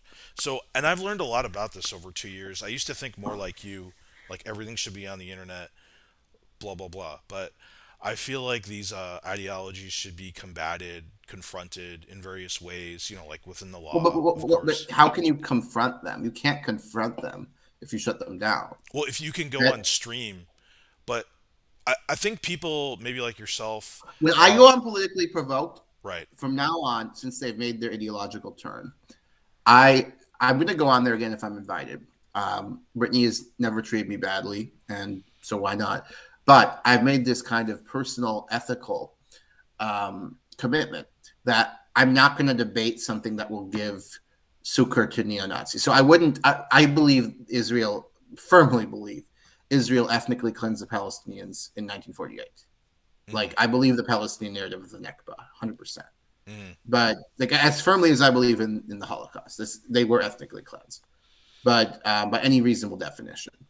But I wouldn't argue that on the politically provoked because I don't want to give like comfort to neo Nazis because they will take comfort in that because it's like, oh, Jews are evil, you Yeah, know. I understand that. But I would debate that on the Crucible, for example, because BPF is not an anti-Semite. Right. Um, but if I were to go on PP, I would, for example, I would debate against the Holocaust denier on politically provoked. Yeah, Right. I'd be happy to do that. Or I debate, I don't know, someone who I probably wouldn't waste my time debating some ridiculous anti-black thing like blacks should be denied citizen. Like for goodness sake, the country is so bound up with African American identity. Right. I mean, like music, culture, sports, history. It's just everything. The idea of like purging African Americans is laughable. They're so American. I mean, like and these people listen to black music, even these racists, and they're trying to Yeah. say, "Oh, we hate blacks, we hate black culture," but they're like enjoying it. You Well, I know, would say the difference between like you and BPF and some of his debaters, their belief system is the greater social good is to debate these ideas. The best Mhm. ideas will win, and the toxic ideas will be like that's the Well, theme of the Crucible, it's right? not It's that like sleek of a process. I recognize there's collateral damage to allowing these people to speak. I'm not so right, naive. I do think confronting them does plant seeds of doubt. I don't think on the spot conversions happen really, right, but I think if somebody watches me and Mike Enoch debate the Holocaust, I don't think anybody will convert on the spot. I do think two things will happen. People on the fence will side with me, and then some people, and then seeds of doubt will be planted in some of the people who are against it. They'll rationalize it at first because it's too emotionally difficult to let go of. That's for any like right, deeply held political position, not just Holocaust now, by the way. People are very emotionally driven. Look at even presidential debates. The Republicans always say the Republican did better, Democrats the Democrat did better, But I think seeds of doubts can be planted. yeah. I mean, And like over it's time, look at the Iraq War. So in 2004, Republicans would never accept that the Iraq War. They were too emotionally committed to this narrative of liberators and so on. They right, never accept. You could never convince them the Iraq War had been wrong, even though Kofi Annan. Well, I mean, they wouldn't like him, obviously. I'm not saying because he's black, because he's UN and like yeah, they think liberal. But Kofi Annan, the United Nations declared the war had been illegal, right? Because there was no, it contradicted the UN Charter's principles for how to wage war. There was no weapons of mass destruction. It was a war of aggression, right? It was a war. right, The whole thing was a war crime. So, but still, Republicans could not be budged. You couldn't argue their way out of it. But the seeds of that were planted, and over time, they eventually have come to the position, most Republicans, that the war was wrong. right. So I view it like that. It's a gradual process, and you do your best as a debater. You win over the people in the middle, and you plant the seeds of doubt in the true believers. Right. And I don't think there's I anything. was maybe this isn't true, but I think even Enoch and Stryker already have more doubts about Nazis than they. I'm speculating, but I'm inferring more than has been stated explicitly. So I want to make that clear. But I'm starting to see some doubt because I just don't think it's sustainable in the face of Yeah, I if they don't know start to about meet that. They people. might pivot if they need to, but Well, but again, like if you're meeting racists in Russia and Poland, they will not be supportive of the Nazis by and large because right. they know the history. They know what happened to their grandparents and great grandparents. There may be some kook who denies that my grandpa was lying, but it's not Right. many people. No, I don't think there's anything wrong with you going on there debating, confronting people. I think the responsibility for what happens on that show and in their community falls with Politically Provoked, who not only hosts people who express these ideologies, but it's a whole ecosystem that reinforces these ideas on a continuous basis in the chat in there. I could share screen and show you the Gilded, like some of the stuff they have on there. Sure, sure. I I'm don't fine. I mean I don't know, I'm I'll fine just for. describe it really briefly, but I'm fine for drama. Drama um can be fun. I don't know if you're familiar with like the deep internal workings of the alt right, but At I not they really anymore. No, they call so I just know the TRS people. That's what they it. call Brendan Tarrant, what they And call Spencer. I, Bowers, they call them the Saints. I don't know if you I know don't know any of that. Saint Barrett, Saint Bowers, is in they similar to like a Are they suicide like bomber, right? idolizing murderers or something? Yeah, Probably. I exactly, just yeah. Okay. exactly. I mean, So this is look what though, there are people who idolize um, people who kill police officers, right? right. I don't want to shut any of these people down. But You this is what know, happens on their internal servers, like on their public server. That's no, what I'm if they're saying. planning violence against anyone, that should be reported to law No, we're not enforcement. talking. But there's a difference between imminent proposals of violence. I'm not maintaining that takes place. What I'm saying is a atmosphere of glorification of Well, they're glorifying so Hitler. Hitler murdered millions of people, well, not tens of right. millions. Yeah. So that's already the worst. But They're he's a glorifying little bit more the worst distant than man. these saints. So yeah, people would make the case like just the swastika itself is promoting Yeah, but then you're violence because of living what in it a stands silly for. society. I mean, so should every Russian who has there's a lot of I don't understand this, but there is some Russian affinity for Stalin, and it's Right. I find it perverse. You know what's most perverse is that Russians were the victims of Stalin's purges, right? Yeah, absolutely. In fact, Stalin's crimes were not. This is one of the reasons I emphatically reject the ridiculous, sloppy book of John McMeekin, which, by the way, the neo Nazis are now like apparently citing, and I think that's appropriate. That's where it belongs. Terrible book. He's a Okay. brilliant guy, by the way, McMeekin, but he wrote Not propaganda. familiar with him, but Okay, he's writing that's basically his thesis. It's called Stalin's War. His thesis is that the Second World War should be thought of as authored by Stalin, and that the Soviet Union was the big greater evil, and so on. And one of many reasons why that okay. isn't true is if you count up Stalin's victims, it's a horrible figure. But if you look at Stalin's conquests during the Second World War, like both after the Molotov-Ribbentrop Pact and after, I mean, his victims in, if you count Poland, including the horrible Katyn massacre which the Soviet Union did, you go to like Czechoslovakia, um, you know, the Baltics and Hungary and so on. If you look at like the next half century, I mean, the number of victims is trivial, including under Stalin, is trivial compared to what Hitler did in Yeah, Poland absolutely. in a teeny window of time. Now, Stalin had millions of victims, but they were Russians and Ukrainians. Right. Uh, they were not foreign ethnic groups, right? Right, They definitely. were Russian. They were nationals of the USSR. There were some Poles who, of course, there were Poles in the Katyn massacre, and also Poles who were Russian nationalists. That's pardon me, Russian nationals. Right. I'm fucked up. Not Russian nationals, Soviet nationals. But overwhelmingly, the number of victims from his conquest is just trivial compared to Hitler's. And McMeekin doesn't want to engage that point, nor does he want to accept the fact that Stalin's conquest under Molotov-Ribbentrop were all revanchist. They were reconquering land of the Russian Empire. Right. And that doesn't justify it. Of course, it's Hmm. horribly wrong to murder people for revanchist megalomania, but that shows that there's limitations to it, right? And there were not limitations to Hitler's ambitions. He invaded. We knew that after he invaded all of Czechoslovakia, after he got the Sudetenland, he was annexing land that had no connection to Germany and was not ethnically German. Hmm. So yeah, it's just a garbage book. Like it kind of pisses me off. Actually, I'm sure he's like enjoying. I don't know. Don't want to make it personal. I mean, he actually was fine to me. I called him and he was fine when I was reviewing his book. So I don't want to be a jerk, but I don't want to say he's enjoying trashing Right. Russia. So I don't know if he is or not. But I imagine he's taken a very polemical view that he's. He also blamed World War One on the Russians.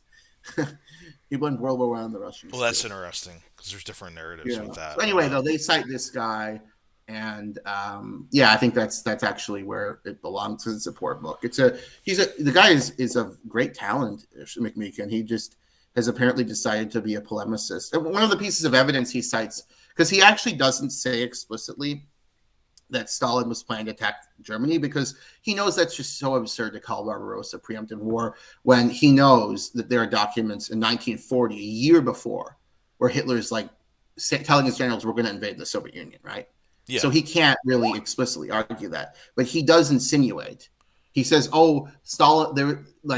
He says there's a speech where Stalin planned to talk about attacking Germany and so on, and it turns out that this speech has no There's no primary source supporting this speech. The only source is a French newspaper. I believe in Vichy France. I don't want to say that for sure, but I believe in Vichy France, which would obviously have its own biases. Yep. That allegedly that posts this alleged speech, but there's no primary source, so it's worthless as a matter of history, you know. And then there's hearsay, and Stalin said this according to X. Like it's just not a. And then like again, the Germans, we have firm documents of them planning invasion, Right. you know, long Yeah. Yeah. before. Definitely. Yeah, so it's a bad book. What were we talking about before I We're got in talking this with about you? that whole drama and how it got to BPF. Oh, Um, okay. Sorry. so You go yeah, ahead. yeah, I don't I like can be such a spurg. You go I ahead. don't like what politically provoke like what they do basically, which is allow anything to happen on their platform and take no responsibility for it. You know, all under the guise of being free speech absolutists. I just find it toxic. And then there was our own like the Wignats hate me, I hate them. Uh, they would let me on the show. They you know we made some kind of deal and they broke their end of the deal. So yeah, all that happened, and then I went on BPF's show, and this I have this super crazy stalker who goes by the moniker Adolf Hitler. Such a dedicated troll, he actually clones people's accounts, and so he cloned my account. Went into BPF's thing because he was able to see like, oh, I was talking to them. I might go on their show. He posts something like, oh, I like to dox people, which is like immediately going to get you called out, banned. So he would just go around to every show that I would go on and try to like get me canceled, basically.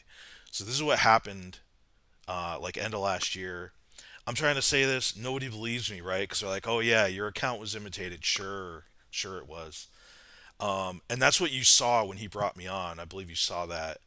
And You know, I'm actually thinking about this account manipulation. You could ruin someone's life really easily. Like you could just say racial slurs, for example, or right, say I beat my girlfriend. well, it wouldn't You know, work on you could ruin Twitter. someone's life really easily by impersonating an It account. wouldn't work on Twitter because it's a unique, like you'd be able to tell.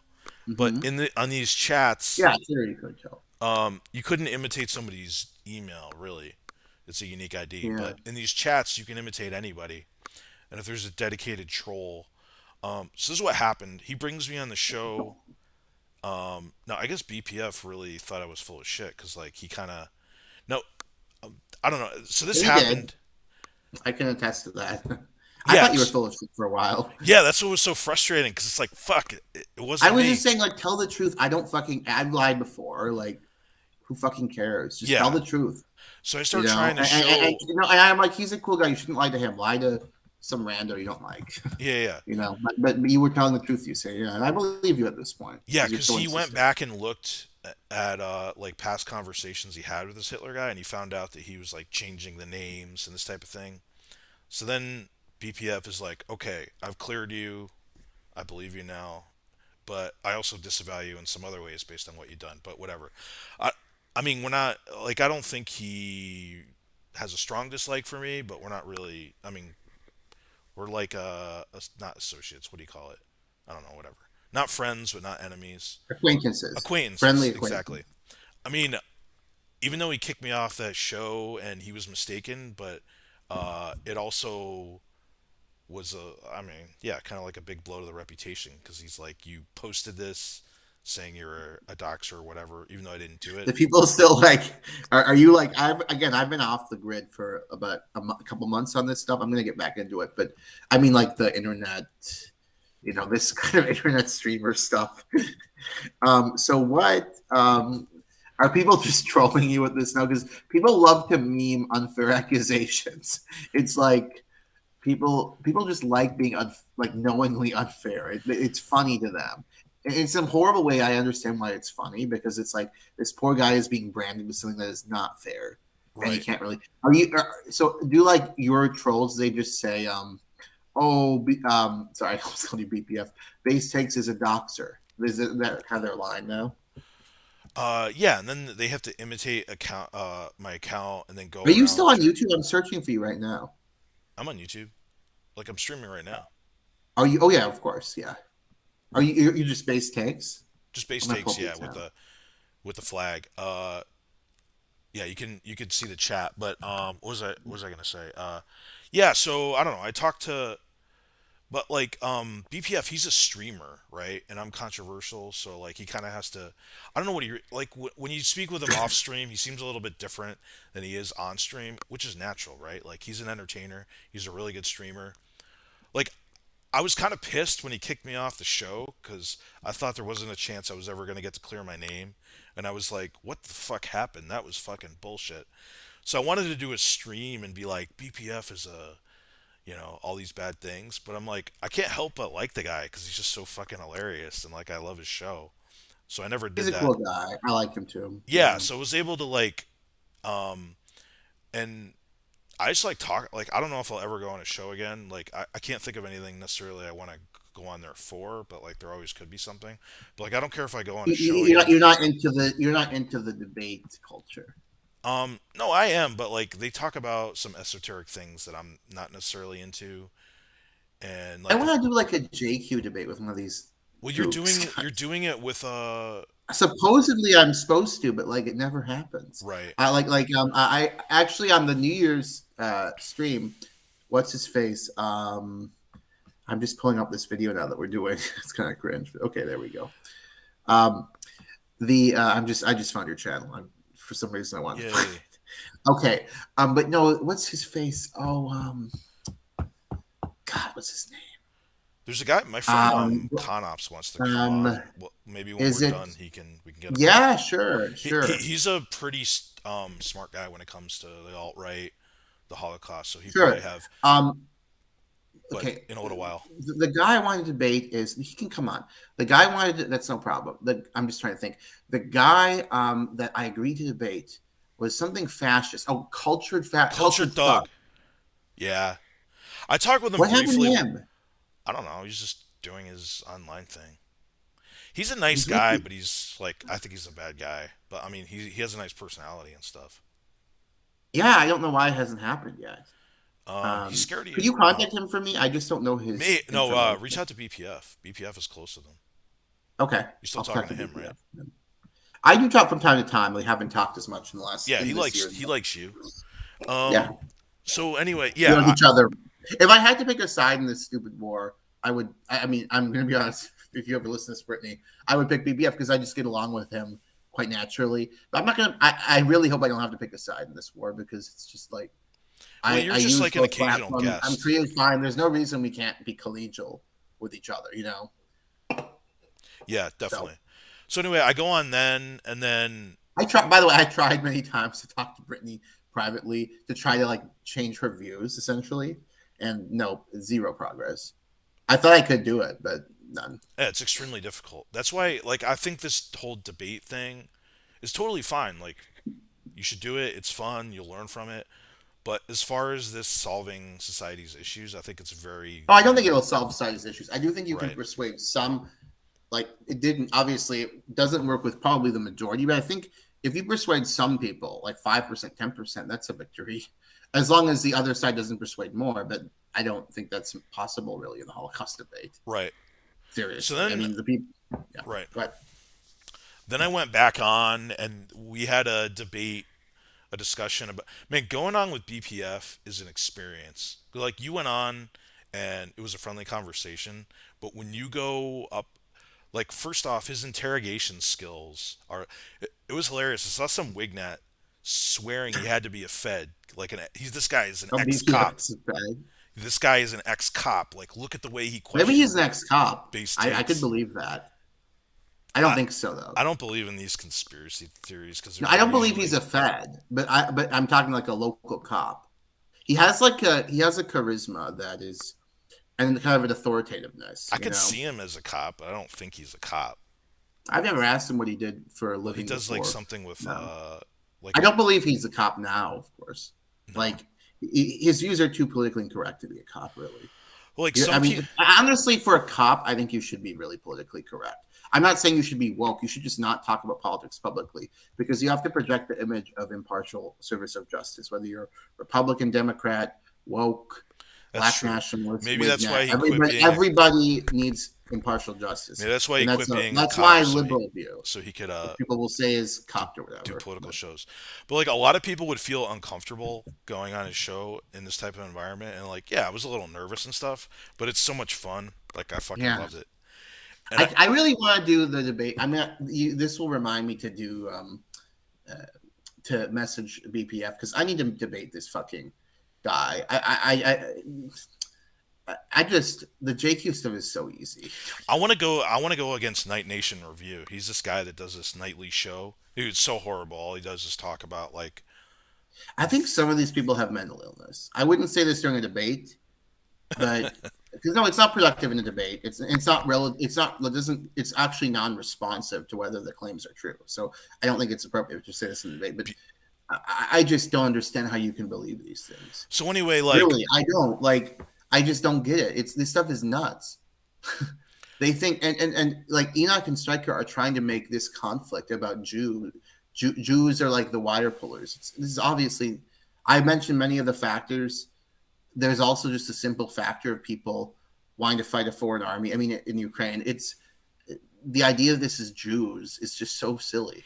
well, they work it I into mean, everything. It's the way the marginalized view the world. Like it's largely what it is.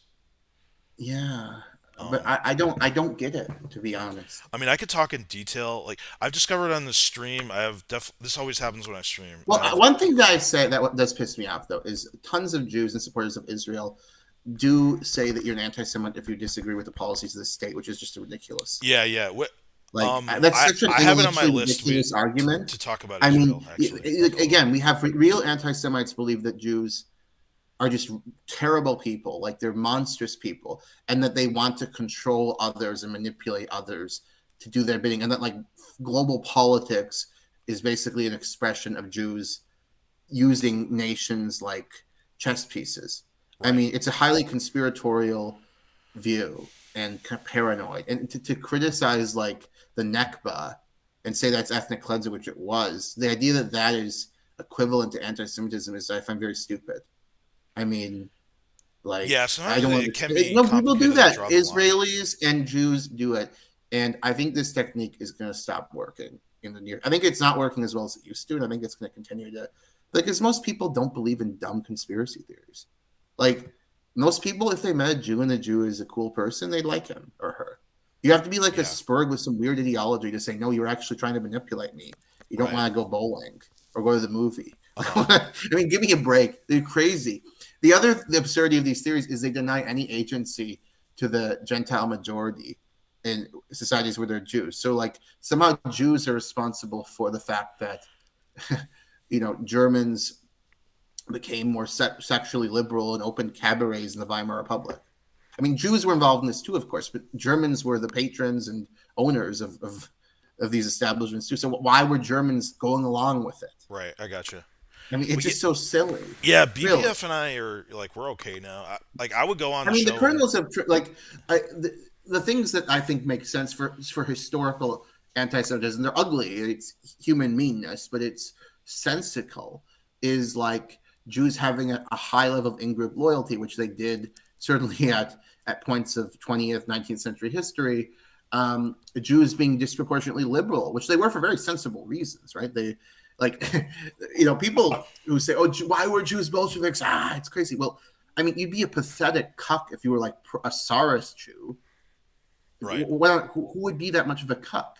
right, I mean, you'd just be a joke of a person. So yeah, Jews were overrepresented in the Bolsheviks, the yep, Mensheviks, and the bourgeois social democrats. All three of them. Also, Jews are overrepresented in high intellectual achievement. So they're going to be these are explained in so much easier ways than a weird conspiracy theory that Jews were Bolshevik. Russian Jews were Bolsheviks because they wanted to undermine white people. It was like a long game, and there's right, no right, evidence of that being the motivation of people, but. I mean, it's obvious they're discriminating against terribly in the Tsarist regime. The Bolshevik regime talks about ethnic and racial equality. Of course, they're going to be attracted to this, and they were also attracted to liberal, socialistic ideologies that weren't so extreme. right, The army actually played a bigthey the Bolshevik Revolution because the Bolsheviks were anti-World War I. The army didn't want to die. Soldiers didn't want to die. So, yeah, that's not. But for some, they admit this is another thing they did. if Jews play a role in a movement that is considered to be bad or whatever, they emphasize Jewish role and omit everybody else. So no one talks about like the Russian military. You know, did they want to undermine white people? Maybe the Russian military hated white people. I mean, it's so silly. I don't know how people can believe it, but it's kind of there's kind of a perverse creativity in trying to reverse engineer every event into this Jewish conspiracy. You know, Well, there's a couple of reasons why they do it. I mean, I made plenty of videos. I have so many like random rambly videos. That's my contribution to YouTube, not live streams. keep it coming. I listen to your videos sometimes, like if I'm driving, um, Yeah. movie or something. You know, it's fun to listen to bass takes when you're on the All go. But right, go that's ahead. cool. Yeah, I appreciate that. Yeah, it's primarily having an easy narrative, and it also the people that espouse these narratives largely are people that don't believe in pluralism. They're authoritarians. So I think I don't know if they view this consciously, but even subconsciously, if you have somebody to blame, an identifiable group, it helps break apart this pluralistic Well, society. having an enemy is psychologically quite useful. Right, I would even argue that it's important for identity to have an enemy, which is very sad. I hope we can overcome that in some way, or maybe find an abstract enemy. Because I'm a liberal, I don't want anyone to be an enemy for the right. sake of it. But there does seem to be in history, even in like sociology, considerable evidence of that enemies are very useful for social cohesion. And yeah, it simplified. So the explanation as to why German women turned to prostitution in the Weimar Republic, as to why homosexuality wasn't like wasn't normalized quite, but was tolerated in a way it certainly wasn't in Imperial Germany. These are complicated subjects. If you say it was the Jew, that Right, simplifies the world, right, right, and it's actually it explains right. The premise is false, but the premise does like viewed in the abstract explain things because you're saying, okay, I have a cause for this now, and there's a clear. You remove the Jew, will solve this problem. right. You know, Um, I mean, it's not really xenophobia though because it's like a different kind of thing. Anti-Semitism, it's an ugly thing. It's immoral, but it's also very human and common. To say I don't like these people, Group X. They don't like the way they talk, their language, their food. I don't think they're good looking, etc. This happens all the time in history with human beings. right. Um, Yeah. you know, um, but the anti-Semitism really isn't that. It's like some weird theoretical pseudo-intellectual thing. Well, it You has know, much explanatory power if you yeah, believe what these people believe. But yeah, I think you should debate it with Culture Thug or Night yeah. Nation I think Review. I'll read. I'll read the. Have you read the McDonald book? I read the summary. I'm pretty familiar with it because it's I think brought up I'll so read much. like from what I've heard. I don't want to. Again, this is so you can listeners discount this if you've read the book because I haven't. But from what I've heard from people who have read, it's just like Jewless. It just doesn't compel me. If it's just you can you're cherry picking a list of Jews who did X Y Z, and many of them are misrepresented. Like Hannah Arendt is called like an ethnically motivated person when she was extraordinarily critical of Israel, and she actually found it a foul. She called it I think an Asiatic country. She Yeah, didn't like that's Israel, interesting. and her view of Adolf Eichmann was very politically incorrect too, right? The banality of evil, of course, Oh famous yeah, yeah. That formulation. that slogan. Yeah, now it's kind of celebrated, but it was at the time scandalous because she's saying, "Well, this is a man who's not a monster. Right. He's like a traveling vacuum Yeah. salesman. No, I would love to He's debate the JQ, banal." but I don't. My reputation isn't as good as yours, so And uh, I'm not Jewish. Like I'm half Arab. I'm which is half fine. Arab. I mean, I'm I half think Arab, so I have an advantage over. I mean, actually, my family was affected by Israel. Not actually. It didn't turn out negatively, really. right. But no one got hurt. But I had relatives in the 6 Day War. Actually, the reason my mother immigrated and her family was because of the defeat of the Arab coalition in the 6 Day War, which they regarded as a harbinger because they're Christian, right? So again, I say Arab, but half Arab, but like cops don't really identify as Christian. Although like they do sometimes, it's weird because they speak Arabic. And they have a lot of Arabized culture, but Right. they wouldn't generally identify as Arab. But regardless, the my family wanted to leave Egypt after this because they saw correctly, it turns out the destruction of kind of Arab ambitions to defeat Israel as in destruction of the Arab coalition, the humiliation really, as kind of a harbinger for more Islamization, because secular pan-Arabism is clearly not working out. Right. Like the defeat of the Arab coalition gave tons of ammunition to Islamist parties who wanted to emphasize not ethnicity and nationalism, but Islamic revival. Because Nasser was no Ataturk, he was no Mustafa Kemal, who thoroughly secularized Turkey. Yes. But he was a secular. He was implicitly secular. Actually, there's a funny video of him online on YouTube, actually ridiculing the demands um, of a conservative Egyptian to require the hijab, and so this apparently this conservative physician went to Nasser. I mean, he may have made the story up, but it shows his view. The story's still illustrative because it shows Nasser's worldview. Right. So this conservative guy comes to him and says, "My daughter is going to medical school," and Nasser's like, "Good, you must be proud." And he said, "Yes," but she goes and she's not wearing hijab, and she wears I don't know, probably wore jeans or something. And what's going to happen? You should change this. Make her wear hijab. Pass it. And he's like, if she doesn't respect you enough to cover her head, she's not going to respect me enough. So why would I do this? Right. And I mean, it's kind of without saying I'm a secularist. It's like implicitly saying we're not going to do the Islamization thing. But Egypt was very much Islamized. It's not known that much. But if you look at pictures of young women attending university in Egypt in the 40s, 50s, there's no hijabs. And now it's 90%. It's actually quite striking. But in any case, Muslim Brotherhood influence, or yeah, I mean, really, I think it begins with Sadat, because also there's the Muslim Brotherhood does have Arab nationalistic and pro-Palestine elements in it. So the kind of mainstream Egyptian leaders, while they have promoted Islam, they have kind of schizophrenically criminalized the Muslim Brotherhood because they're partners with the United States and also partners with Israel. They help enforce the situation in Gaza, for example. So they're collaborators with Israel in terms of the occupation of Gaza. right.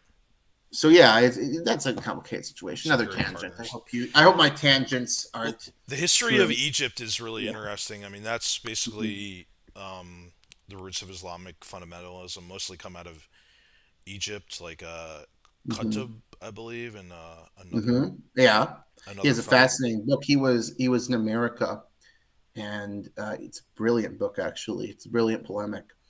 Um, Written very well too. He talks about his experience in America in, I believe, the 1950s. I haven't read this book for a while, and he is describing the superficiality, the materialism, the sex, um, and he just says this is such a grand place to be, and there's something just completely contemptible about it.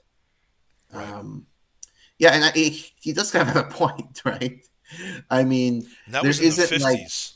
yeah, yeah, but even back then there was materialism. There was, I actually think, based on the data I've read, that the notion that we were sexually conservative in the 50s, I think it's not true. I think that's kind Yeah, of it a was conservative retcon. largely I think largely a show. there was two things. First of all, in terms of the public square, like television, films, it was considered very vulgar to be explicitly sexual, Right. but that was kind of a matter of etiquette rather than personal behavior. But we know what I was think going there was on a lot more. I think there was a amongst lot the more high going school on then. kids. Yeah. Yeah, and to some extent, I think on the at the end of in terms of women, I think there was more sexual restraint. But in terms of men and a small minority of women, like lower class women, even some women involved in sex workers, I think there was much more prostitution back then, from what I've read, for Really. example, because there was more of a social expectation women would be virgins until marriage. There wasn't this expectation of men.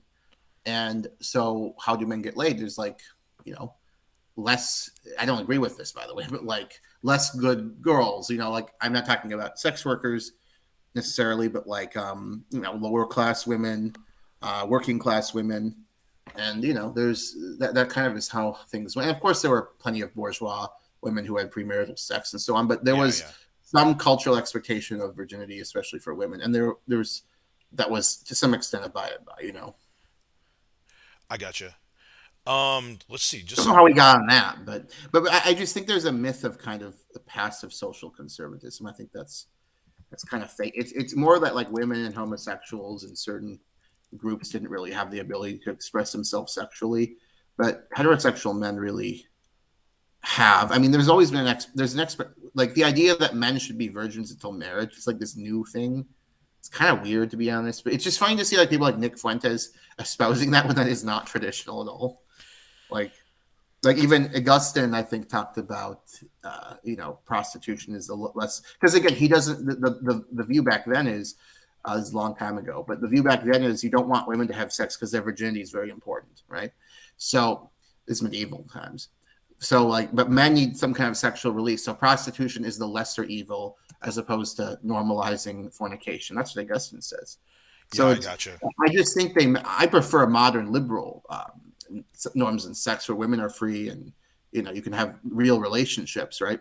But my point is that there's kind of this myth of a time of chastity, but this norm was never applied to heterosexual men. Right, right. In fact, you kind of be considered weak if you were like, I'm a virgin until marriage. But it's kind of funny because the social conservatives, after feminism, they kind of retcon themselves. And they say, okay, you can no longer say chastity is just for women. That after feminism, people aren't going to accept that.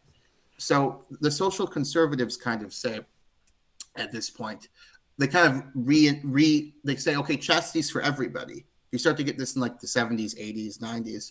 And now you have these conservatives like Rod Dreher who think, okay, that is what traditional sexual mores have always been. It's been chastity for everybody. And no, was just for women, you know. Right, I gotcha. I invited in Conops, who pretty knowledgeable about the Holocaust, about the alt right. Okay. One of the few like cucky moderates in these circles of extremists, kind of. So, Oh but no. he's a really, but We'll he's a go smart, Tucky moderates. he's a smart guy. So I was gonna let him on, ask a couple questions if he'd like to. Hmm. And Go ahead. I needed to get up just to, use the restroom, but I won't be gone that long. Sure. I'm gonna just have some pineapple. Yeah. Nice to meet you. What's your handle again? What's your name? Well, now I go by Hill Hillary, but Hill Henry? no, Hail Hill Hillary. Hillary. Hail Hillary. Oh, that's funny name. I like that. So yeah, That's all my good. names are a bit of a play on the alt right, Mm. because I just find them entertaining, even though of Mhm. course they're toxic as well. But I I've agree seen they're your entertaining. I've seen your debate with martial law, which I thought was rather fascinating. Mhm. How do you think it went yourself? Do you have any opinions on your debate? Or I'm trying to remember. Which I remember. I definitely think it went well. How well is the question? I remember there was. Hmm. I don't really recall. What did you think of it? How would you rate my performance? no, I thought it was pretty good, but the problem with these people most of the time, because they actually don't want to really, even though Marshall is supposedly a history graduate, he doesn't want to talk about documents or sources. Mm-hmm. What they sort of tend to retreat on is also these sort of physical, ostensible impossibilities, right? So they talk about the amount of wood you need for some kind of oven, or they talk about how Auschwitz used to be a wetland, stuff like that, And Mhm. of course, like, I don't know, like you and me, we're both into history. We both have a degree in history. That's not our forte, and nobody in the audience would know I how agree. much Now, okay, wood. now I remember what you were saying. Now I remember. So I was thinking there was one big flaw in my performance. I think the biggest flaw was I think some of these physical claims I could rebut, others I hadn't looked into, so I didn't know how to rebut them in real time. So I think that was so the reason I would give myself like an A- instead of an A+ is because I think my opening statement was awesome. I think I kicked his ass with that. But when he got into the weeds of some of these physical claims, I think my response was not always satisfactory. There were some where I could knock him down. Like, for example, one where I knocked him down was where he said it's impossible for a wood door to be a gas chamber, even though there was like layers of steel support for it. And then I said, like, well, what about the delousing chamber that had a wood door with, again, like, I don't remember exactly how it worked, but there was like some kind of steel support. Uh-huh. Yeah, but he said, okay, no, it had a wooden door, but that's a gas chamber. It's for clothes, but it's a gas chamber. Yeah, but So I wonder even like if that's the case, right? So I think it's actually possible to have it. I mean, it has to be gas tight enough to right. gas people, right? It doesn't have to be completely perfect, right? I mean, like even if Mhm. there's some tiny gas going through, it can still gas people because if there's not enough Well, oxygen, it will gas people. well, it was reinforced by metal, by layers of metal. I don't remember the exact physical structure, but it was wood reinforced by layers of metal.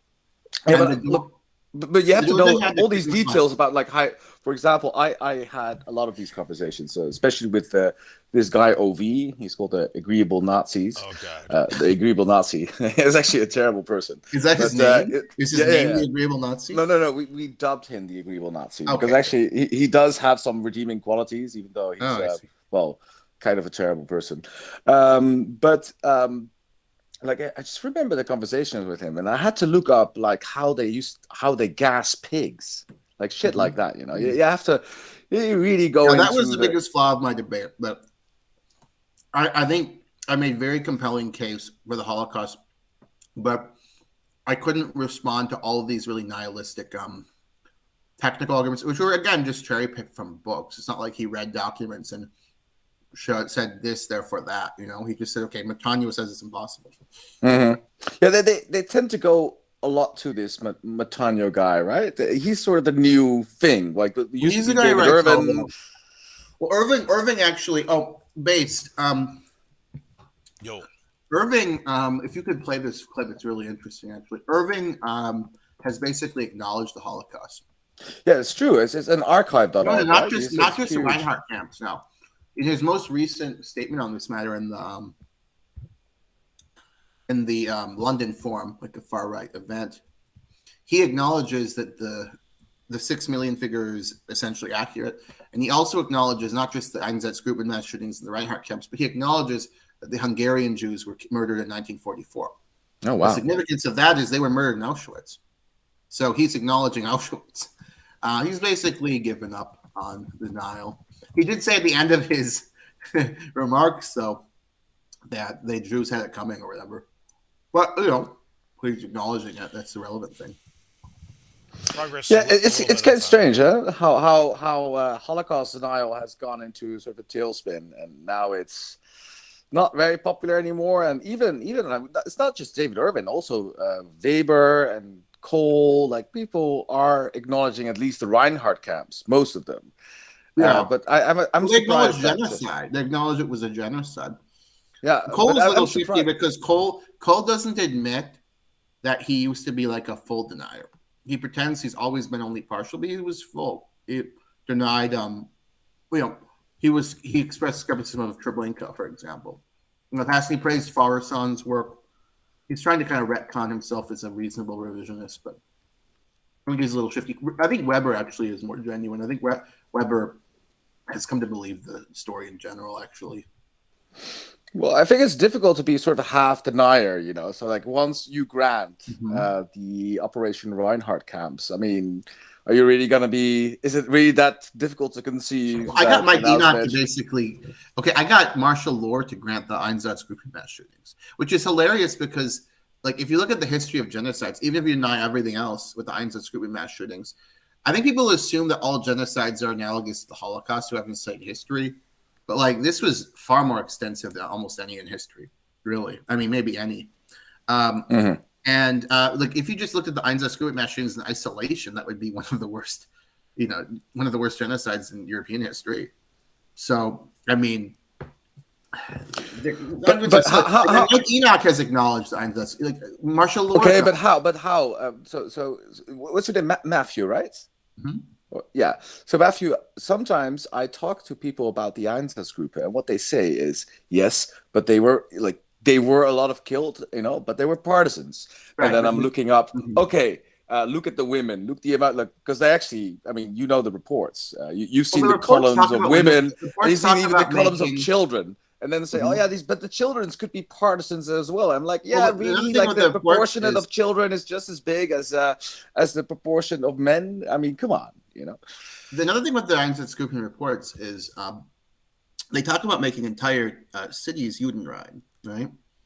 Mm-hmm. So and towns Juden. They say the area is now free of Jews. So obviously they're not killing only partisans is they're killing everybody in the city, right? And it repeatedly talks about this area is free of Jews, that area is free of Jews. Also, if you simply add up the number of Jews that they say they killed in these reports, it's the vast majority of Jews within these territories that they occupied in the Soviet Union. So clearly they're killing Jews as such, other than a small number they used for slave labor. Yeah. So yeah, I mean, the Einsatzgruppen reports, they were sent to numerous agencies, like even Matanyo, and as I said earlier to Base Takes, even Matanyo and Guillermo Riouf, I think, are the top two revisionists left. Don't dispute it. They insinuate maybe they're, but they don't actually explicitly argue that they're fake, because it's very untenable to argue that stuff that was, there were copies of this throughout the German bureaucracy, and in private papers of people, like all of this was faked at Nuremberg. Just kind of rather silly, because they deny the gas chambers, which is they don't really deny that. I think Einsatzgruppen denial is, there are people who say the really hardcore ones say it's part of it. Even Mike Enoch doesn't really deny the Einsatzgruppen mass shootings. Well, they say they were shooting the commissars and subverters. Well, Eric Stryker said that, which is ridiculous. I think Enoch has been more hedged a bit more on who they were shooting. Actually, Marshall Lohr seemed to concede. I don't recall specifically, but I think he conceded it was more than part. How can you say it was commissars when they're killing everyone in these cities, though? They say they are. Commissars and subverters. It's just a stupid. There also are all kinds of additional documents that, other than the Einsatzgruppen reports, that refer to the Jews being exterminated as such. So like Himmler has a note in his diary in December of 1941 where he says, like, he's referring to the Eastern European Jews, and he says aus Partisanen, aus Soldaten. So he's saying exterminate them as partisans. So they're classifying the Jews in the East as partisans and killing them all. Right. Okay. Well, you also have, like, the Jaeger report talks about all these kids killed, and Himmler describes Jews executed, several 100,000. I can't remember the figure. I haven't looked at these documents in a while. I have them all on my Google Drive. But again, this represents the vast majority of Jews in these areas. So if you're just shooting commissars, it wouldn't be the overwhelming majority of Jews in every area you're in. Right. I gotcha. Yeah, what I noticed is that works most of the time, or the best, is actually the audio clips. So even you play the Posen speech, or you play some of the other things that Himmler said. Also, Hitler gave a speech. Do you think I should play? You think next time I should literally play the Posen, like portions of the Posen? I have the audio actually. Yeah, and that's also, by the way, and people often forget this. This is also a speech by Hitler in 1942, where he also says, he refers back to his 1939 prophecy. Yeah, so he refers back to it, and it says, well, now, it was no hollow phrase that the Jews are killed. So, like, people that used to laugh don't laugh anymore. And some people that still are laughing, and there's also, like, you have to go to archive.org to actually see that clip. I'm not very good with tech, but that might also be I have a bunch of audio clips. I have one of Robert Lye that I think is less. Do you know the Lye clip? No, I've never I didn't actually. Play this, but he says, like, we don't rest until the last Jew in Europe is annihilated and dead. Vernichtet und gestorben. I remember that clip. Yeah, I can look at my Google. All this stuff is very powerful, actually, but I find that they always say the same thing, which is, well, this doesn't prove the 6 million. Well, this doesn't prove it. But no individual. So they also play these kind of pseudo-intellectual tricks, because, like, to prove something this vast, you have to prove all these small constituent parts, and you add them together. Sure. Right? That's how history works. Of course. So, like, but they think it's like I talk about the French Revolution for a few hours, and they say that doesn't prove the history of man. Well, yeah, it's one part of it. Yeah. No, but what they think is, like, if you can sort of break down one single story, it'll just destroy the whole edifice. That's how they think. We're seeing in Ukraine right now, like, there wars. This is one thing they don't understand because they haven't studied history, obviously. Wars, traumatic events, genocides. This is a little politically incorrect, but it's full of exaggeration and poetry and lyricism. I mean, there are accounts from eyewitnesses, I'm sorry, like Irene Zisblatt, that have embellishment and implausibility. And we have to say that, right? Like, there are Holocaust stories that are implausible. But The fact that some witnesses are embellishing or using poetic license doesn't mean the whole thing isn't true. I mean, no, we don't say it for any other event. So, like Right. World War, an example I give is the First World War. You have Hitler exaggerated his military service and allowed lies to be told about his military service, that he got the Iron Cross because he apprehended, like, single-handedly, like, this whole group of French soldiers. Whereas he got the Iron Cross for delivering a message, although it was dangerous, right? So, but they wouldn't infer from that, and a reasonable person wouldn't, okay, he's embellishing, but he wasn't in World War One. He was, and by all accounts was a conscientious soldier who ran risks, right? Yeah. So,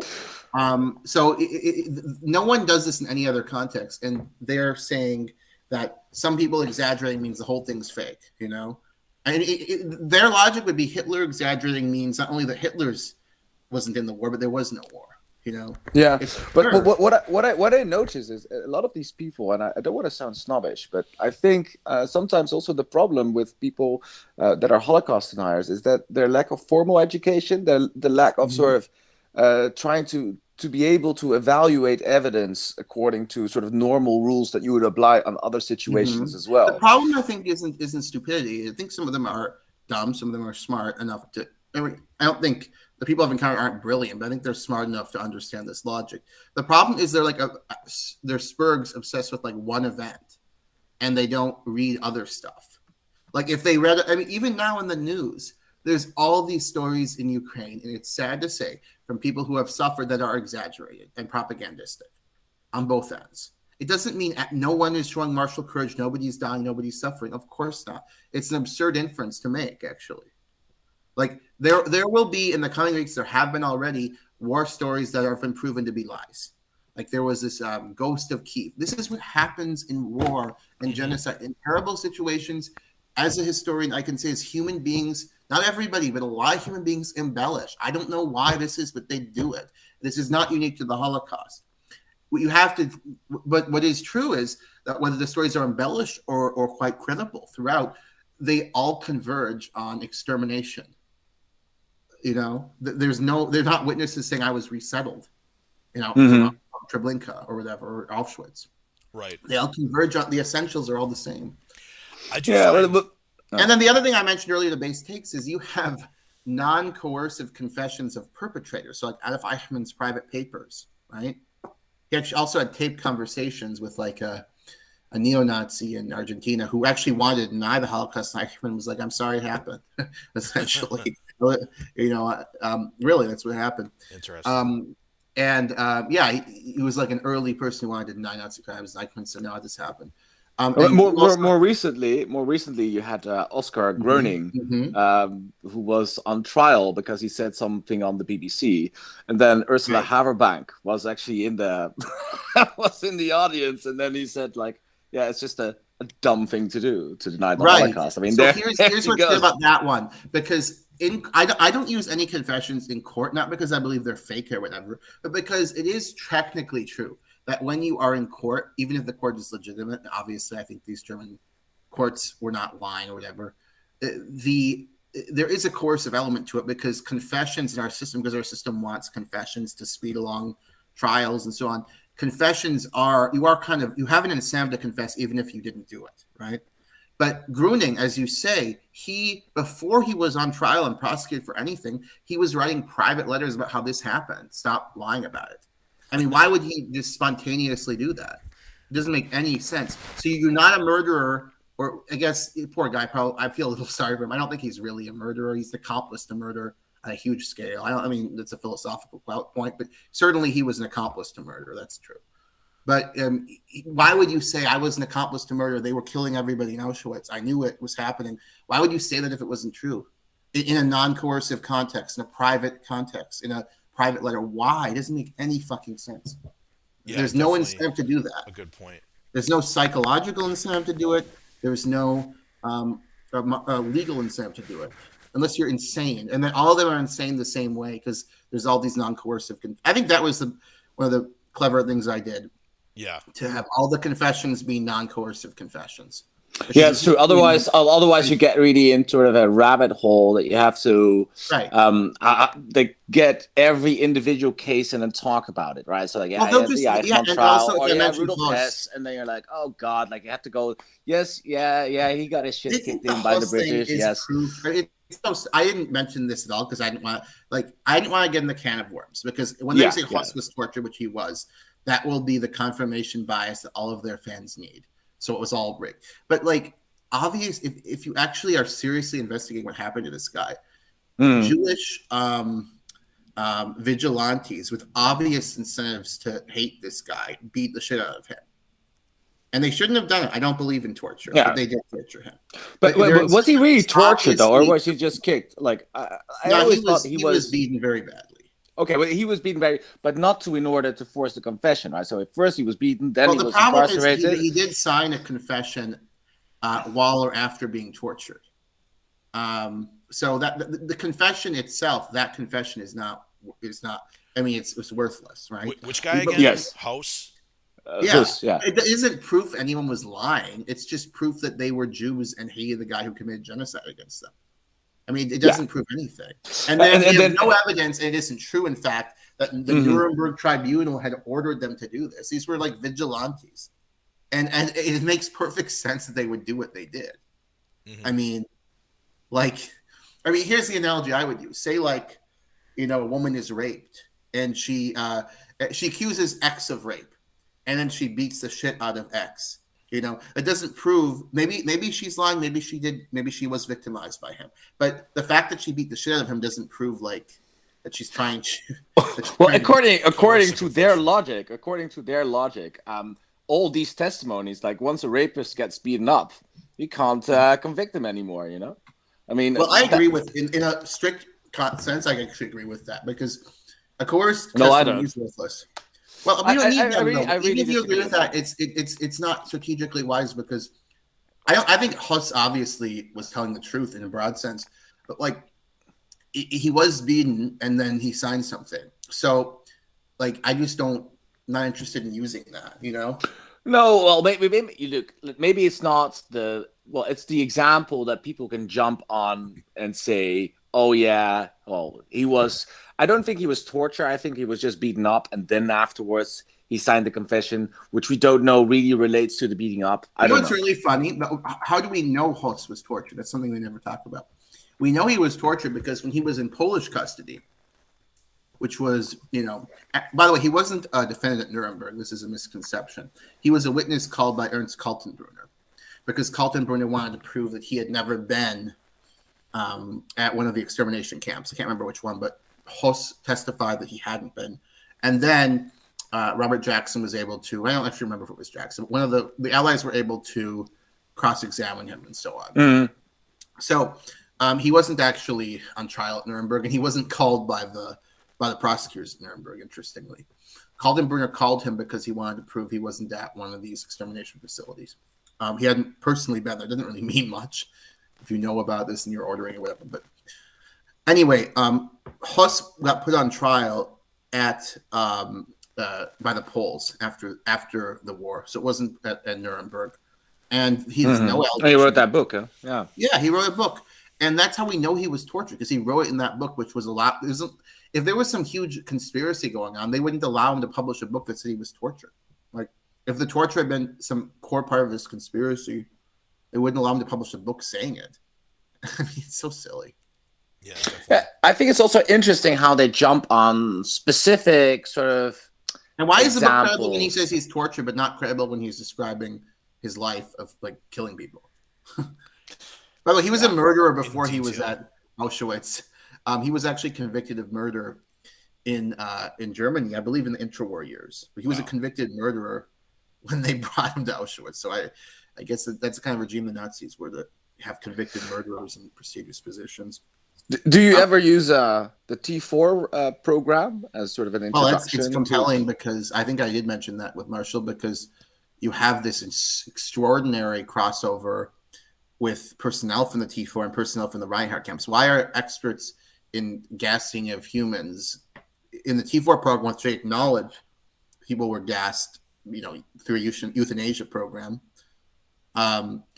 why were the people who participated in the gassing of humans in the euthanasia program, why were they qualified to do the Operation Reinhardt? They were qualified to resettle people? Why? Because they were like transferred to the Reinhardt camps. True, and the T4 program is sort of more difficult to deny for people because they were. I don't think they typically deny it. They denied they were gassed, I believe. They denied the T4 victims were gassed? Yes. Really? Often. Well, at least I've heard them deny it. Yeah.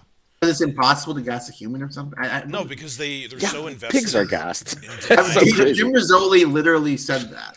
He literally said it's impossible to gas a human. Like, how the guy is... They're so I don't know if you know invested that critter. Denying the narrative of gassings that they deny that the T4 people were gassed. Okay. Not everybody, I guess, but the ones Who does this? I mean, I guess that's probably a clever move because then that preempts my question.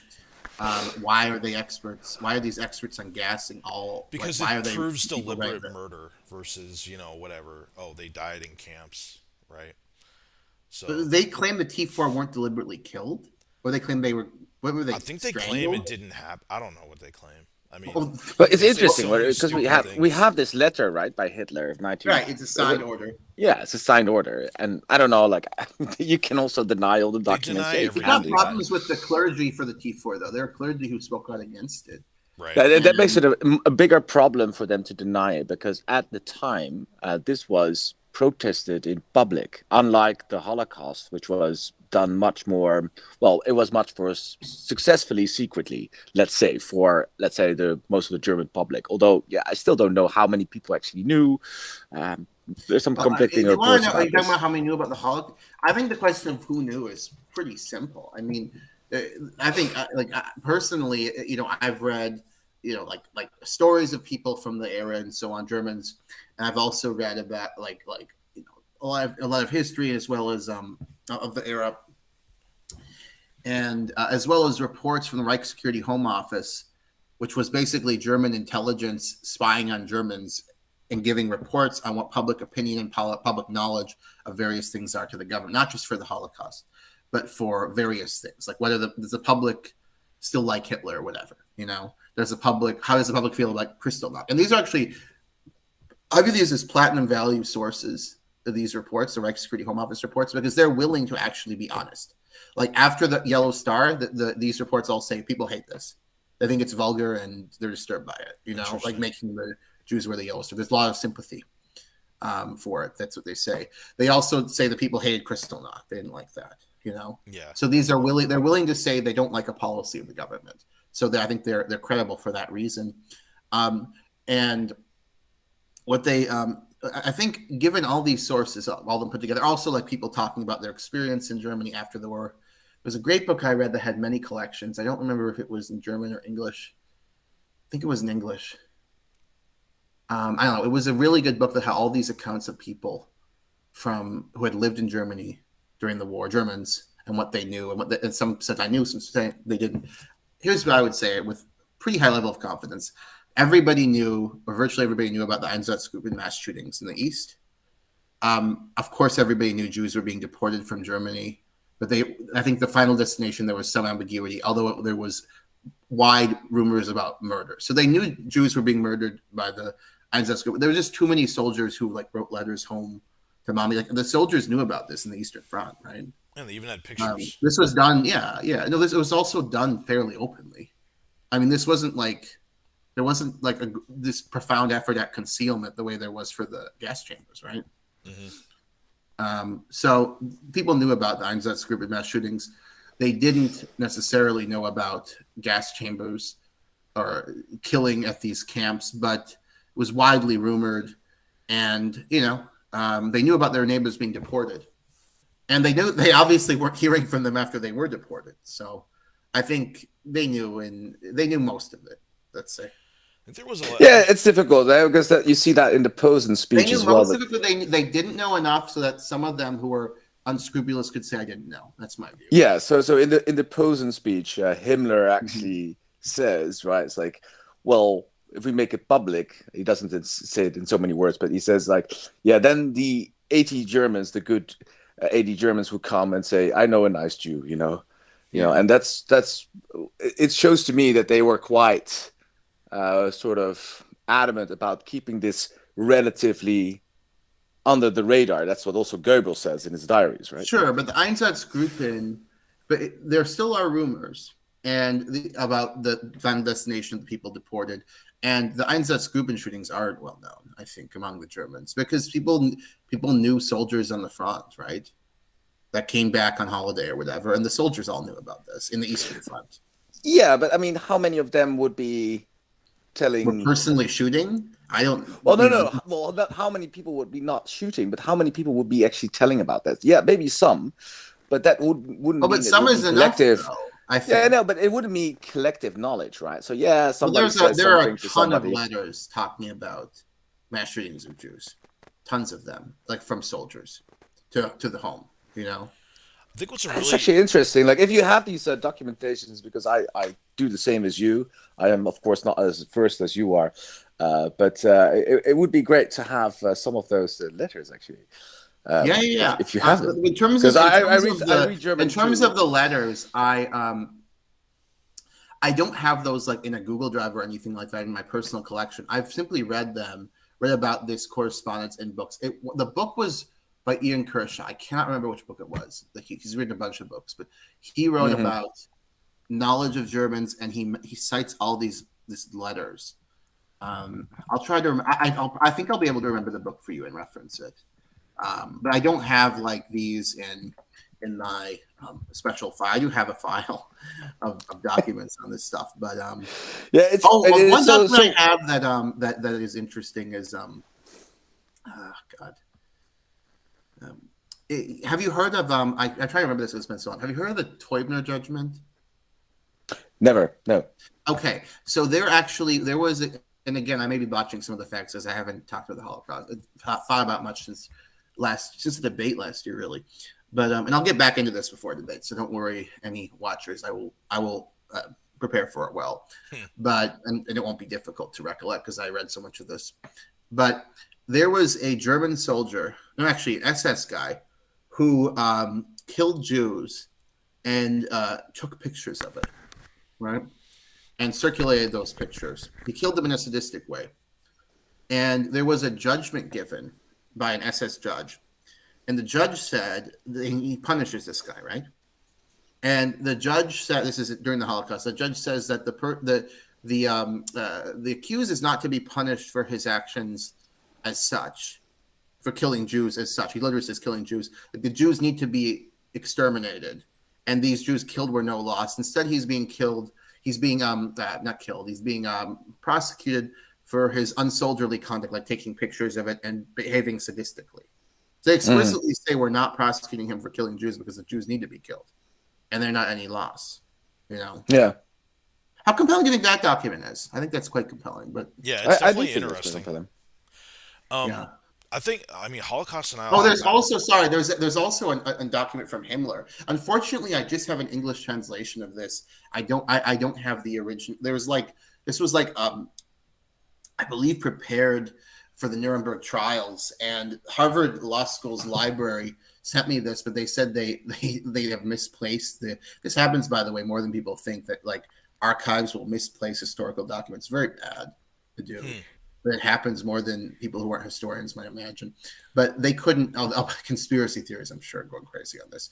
But all I have is the English copy of this. But actually, I have the German for the Teubner judgment, which I just mentioned. That's all in German, the original, but copy of the original, obviously. But I just have an English copy translation, as it were, of Himmler actually is announcing a policy that if Jews are killed for political anti-Semitism, for political motivation, there's no punishment.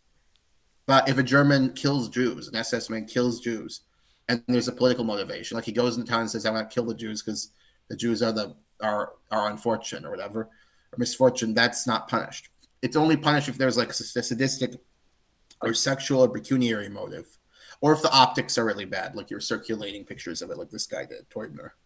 Right. You know, so that's a very compelling document. I just wish I had the German copy of it. Fucking Harvard Law School library. Yeah, I'm sure there are conspiracies about that.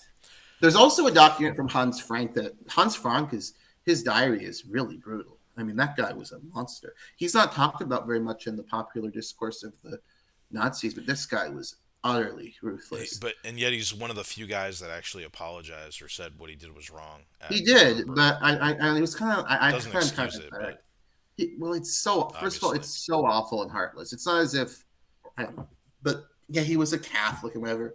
Some people actually wanted to spare him, which I find unbelievable. I mean, don't torture him, but like this guy should not be released from prison ever and should be executed if there is to be executions.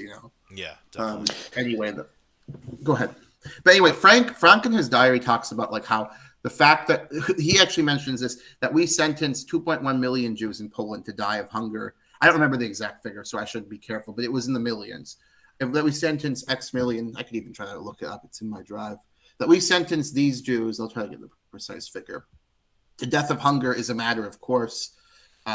Is to be only noted only marginally, and the anti-Jewish policies will hopefully speed up, or will obviously hopefully speed up if the Jews don't starve.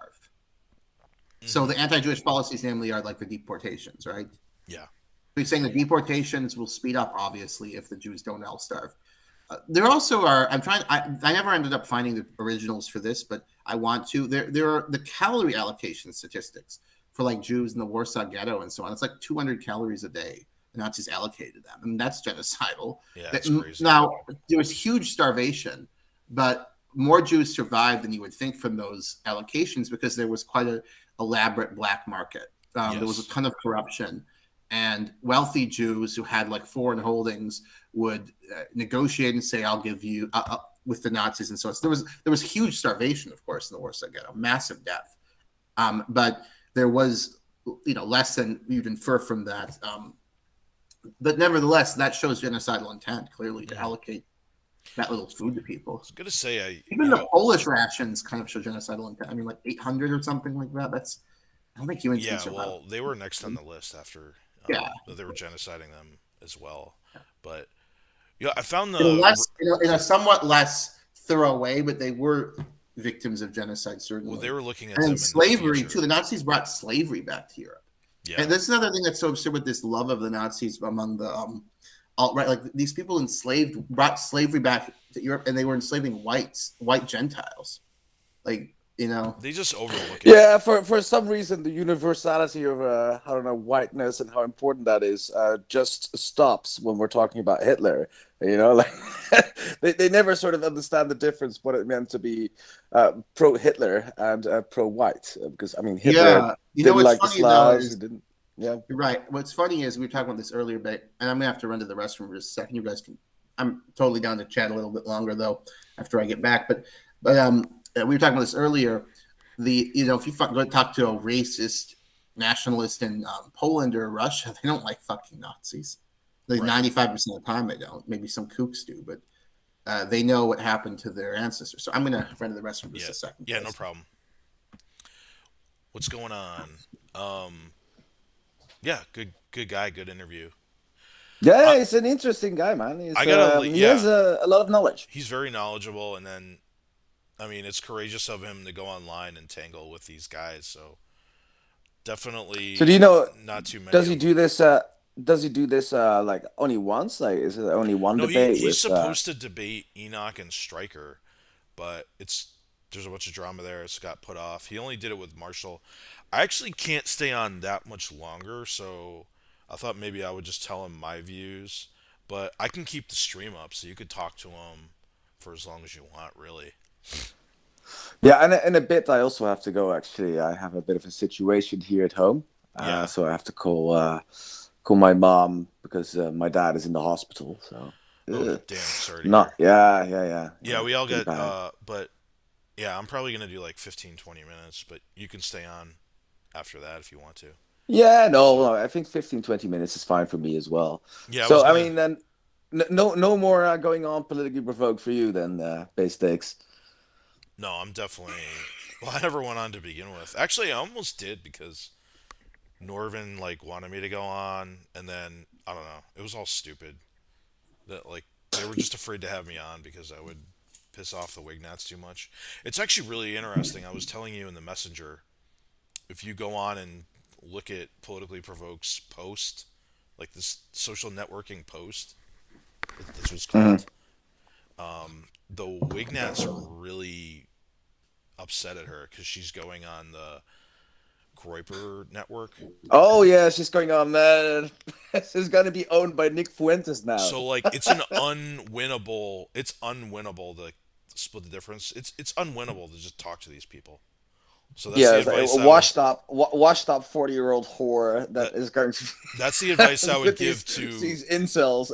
That's gonna be quite the That's the sight to advice see. I'd give to Matt. Is you're really brave. I'm not going to simp for Brittany, but if you're listening to this, Brittany, I did not say that, and don't. No. That use that the was me, characterization. Brittany. Yeah. That was And us. I would like to talk to you actually if you ever hear this. I don't even dislike her as a individual. I don't dislike her personally, person. honestly, at all. I just think what she's Like- doing is wrong, and this is what I hope, right, for all these people that do this. I hope they see the effect of what they're doing, disavow their old selves, and then speak out going forward. And I think that's like all you can do. Like, But like Piccolini. I am sorry. I am sorry, but I'm not as I don't know, optimistic about humanity as you guys are. What I see with Britney is for her, for example, like she first was hanging with the Groypers and then she always went into the white nationalist, like the Wignat chats, right? I mean, for her, and then she would complain about the Groypers as well because they're sort of too moderate and they would also make comments about her, I don't know, her family situation, let's call it that. So I actually think some people are actually looking for this kind of thing. I think some people are actually destructive, and some people are they want to hate. it's a clout game, and she enjoys the conflict and the like. She's kind of an adventurer, right? She's like an explorer. Where am I gonna go? I'm in Wignat land. Oh, now I'm Groyper land. Like this is interesting. And She she's kind of literally an got doxxed. She got doxxed by the fucking Wignats, and Yeah. still she still wants to go there. And then Well, she blames you for doing it. she was doxxed, but I have been out of the loop of these people for months. I'm cordial with Brittany. Look.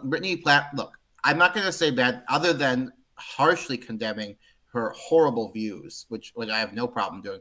At a personal level, I'm not going to say bad things about her because she platformed me and she has never treated me badly. Obviously, her views are terrible, but in terms of the drama, yeah, I'm interested because this stuff is kind of fun in a childish way. Well, it's very interesting, Matthew. So who doxed who?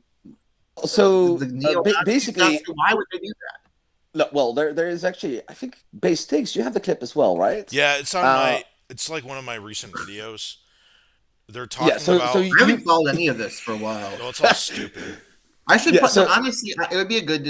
I think I'm going to listen to this nonsense drama tonight because I've focused too much lately on this war. Has been tough on me because I have loved ones involved in the Russian side of it, and also I'm working on my chapter from my PhD thesis. Hopefully, it'll be a book in the future. So actually, I could use tonight some just stupid shit like gossip. So yeah. This is light drama. So anyway, so they're on stream. Norvin, Brittany, and a couple of other people. They're on the stream called The Killing Fields, I think it was. And then Killing Fields, yeah. Edgy Because enough Patrick for Bateman you? is Is it a like a huge tribute to fan. the Einsatz group and what? Yeah. Well, because Patrick Bateman is a huge fan I of think it's everything that Cambodia, does killing. actually. Yeah. Oh. That was kind of yeah. And sure. yeah. So so it turns out that at some point, Norvin drops her first name. Luckily, I think you censored it out, so that's very good of you to do base we're not going takes. to dox on here. No, No, we're absolutely not going to. It's That's not that's in my. not what It's not in the. we Clip. we don't do that. That's only something Wignats do.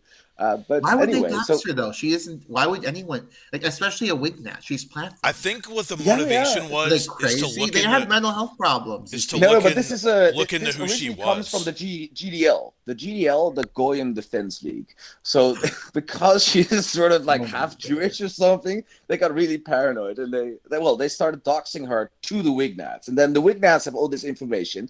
Turns out that martial law and other people are looking up her family and stuff like that.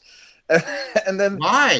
yeah, Keep and then he platform says, I martial think the law. motivation is to see who she is and if she can be trusted, and if she's a Fed or if What she's is a it? reporter. So they think Jews will trick them, but you Yeah, don't have they to. think Here's the one anybody thing I will don't trick like. them, but Here's yes. one thing about anti-Semitism. So like the theories are ridiculous and laughable, but even if you believe them, just don't be tricked, right? I don't know. Are you Jewish, Hail Hillary, or no? No, I'm not. Okay. No. Dave's takes is Jewish. I wouldn't let you trick me. Like if I wouldn't let you trick me into believing something I don't for some Jewish plot. Like I wouldn't let you. So I'm not worried about, even if I thought this rubbish were true, I wouldn't be worried about it because I wouldn't be tricked.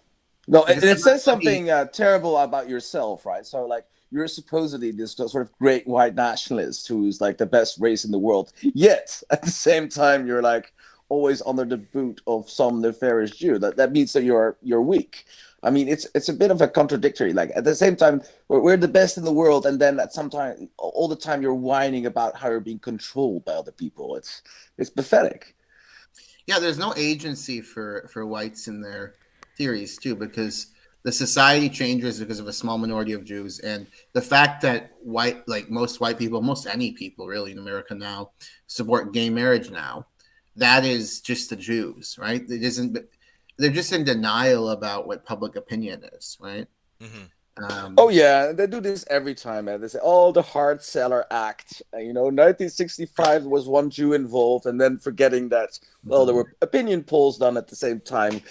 People actually didn't want to ban like non-whites to come in the country. So, like, actually, Right. I mean, And if you say they didn't envision the level of demographic change, yeah, but nobody did. well, I mean that. Who says the Jews who supported envisioned that too?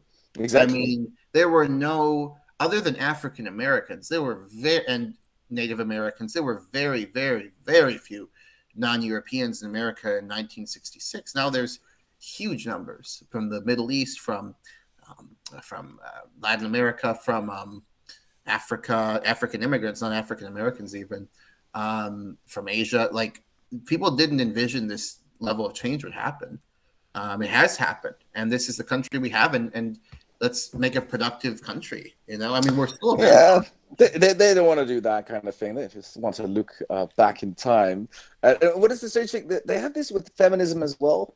So if you say, "Oh yeah, like a first feminist, Mary Wollstonecraft," so it wasn't a Jewish person, and then they say, "Well, that was not quite the nefarious feminism I mean," and they go to okay. So here's an example. cherry Here's an picking example. some Jewish Here's an things. example I love to give. I actually attack because there's this like pedophilia scare on the far right where the left wants to do pedophilia.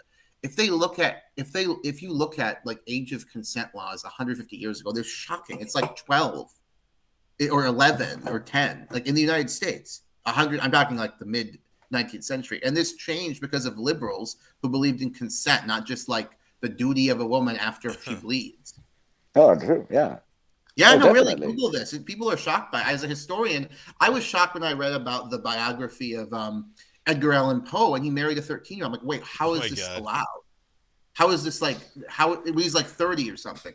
But it didn't affect him socially. So it's like, Yeah, whoa, norms must have been radically different. And if you look at why did it change, why did like pedophilia become stigmatized essentially? It's because of liberalism. I agree, and you see that in Iran, even like liberals are fighting for the age, hiring the age of consent. There's the feminist groups that are fighting for this. Exactly, yeah. So I don't know if 18 is. I think raising it from 18 may be a bit much, but certainly raising it from 12 was absurdly necessary. Yeah, absolutely. But the strange things, I don't know if you, because I also sort of infiltrated my way into the complete, like, sort of half-lead terrorist groups as well. I don't know if you ever heard of the Siege cult. It rings a bell. Yeah, so they're actually people who are, well, basically domestic terrorists, right? And they believe in this, this theory of this guy called James Mason, that actually what we need to do is sort of accelerate the change, commit terrorist attacks, and then at some point have the whites and the blacks will separate out, and then there will be a civil war, and there will be blood, and at some point they will be victorious. But turns out that this James Mason guy really likes them young. Not just very young, but like 15, 14-year-olds. Mm-hmm. He got arrested for contributing to the delinquency of a minor twice, including once he also got arrested for possession of child pornography. And at the same time they're condemning, for example, Jeffrey Epstein, is the same time they worship this guy like a cult. So what's going on? Who's abused minors. Yeah. I mean, it just like, the pedophilia thing, kind of scare on that, the kind of moral panic about liberals about to legalize this, is kind of the right, even the kind of kooky right, not even just Wignats, the kooky right generally kind of indulges in this, even though, the history, as I say, is we came to this point where we protect young people who are, have hit puberty or whatever, but are obviously not ready to consent to sex as an adult, for goodness sake. We've come to this point through liberal ideas about consent and informed consent and so forth. And traditional societies, theocratic Christian societies, did not have this protection. But they blame the Wignat group, particularly. I'm sure for any act of pedophilia, it's Jewish people's fault, or and Jews are trying to normalize. It's just so silly. Like, come on, no one. That's just ridiculous. It's probably One thing I was going to mention earlier, but this came up in the context of conservatives because of this. They're making this an issue with this Justice Lady. I don't know the facts if she is leaning or isn't leaning on these cases. I don't want she was laying her on a. But regardless, I don't want to talk about that because I don't know the facts. This came up in a thread with TAC where people were the American Conservative, where I write sometimes people were saying, "Oh, it's liberals." I'm like, no, this is because of liberalism that we have that consent is the foundation of sexual and progressivism, morality. Yeah.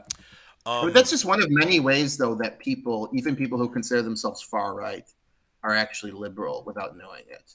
They're post-theocratic liberals. Even Groypers are. We found. They always blame the Enlightenment, but they forget to say that actually the Enlightenment was the movement that also brought, unfortunately, some rather weird or problematic views about race. I mean, if you look at people who are pre-Enlightenment, they were not very obsessed by race. That's true. But actually, Kant and Hume are people who maybe shouldn't look at when it comes to race. That's quite right that actually racial ideology and even the notion of the white race is really an Enlightenment concept. These are Enlightenment. I agree with you. Yeah. Oh, they're gonna end our call in 10 minutes. I got the cheapy version of Google Meets, but well, fuck you, Base. We're having a good we can 10 minutes might be good. We can restart it. I mean, it wouldn't be that difficult. I don't know, maybe. Well, we'll see how it goes. One thing we'll see how it goes. We'll see. We want to keep talking in 10 minutes, but no, I mean,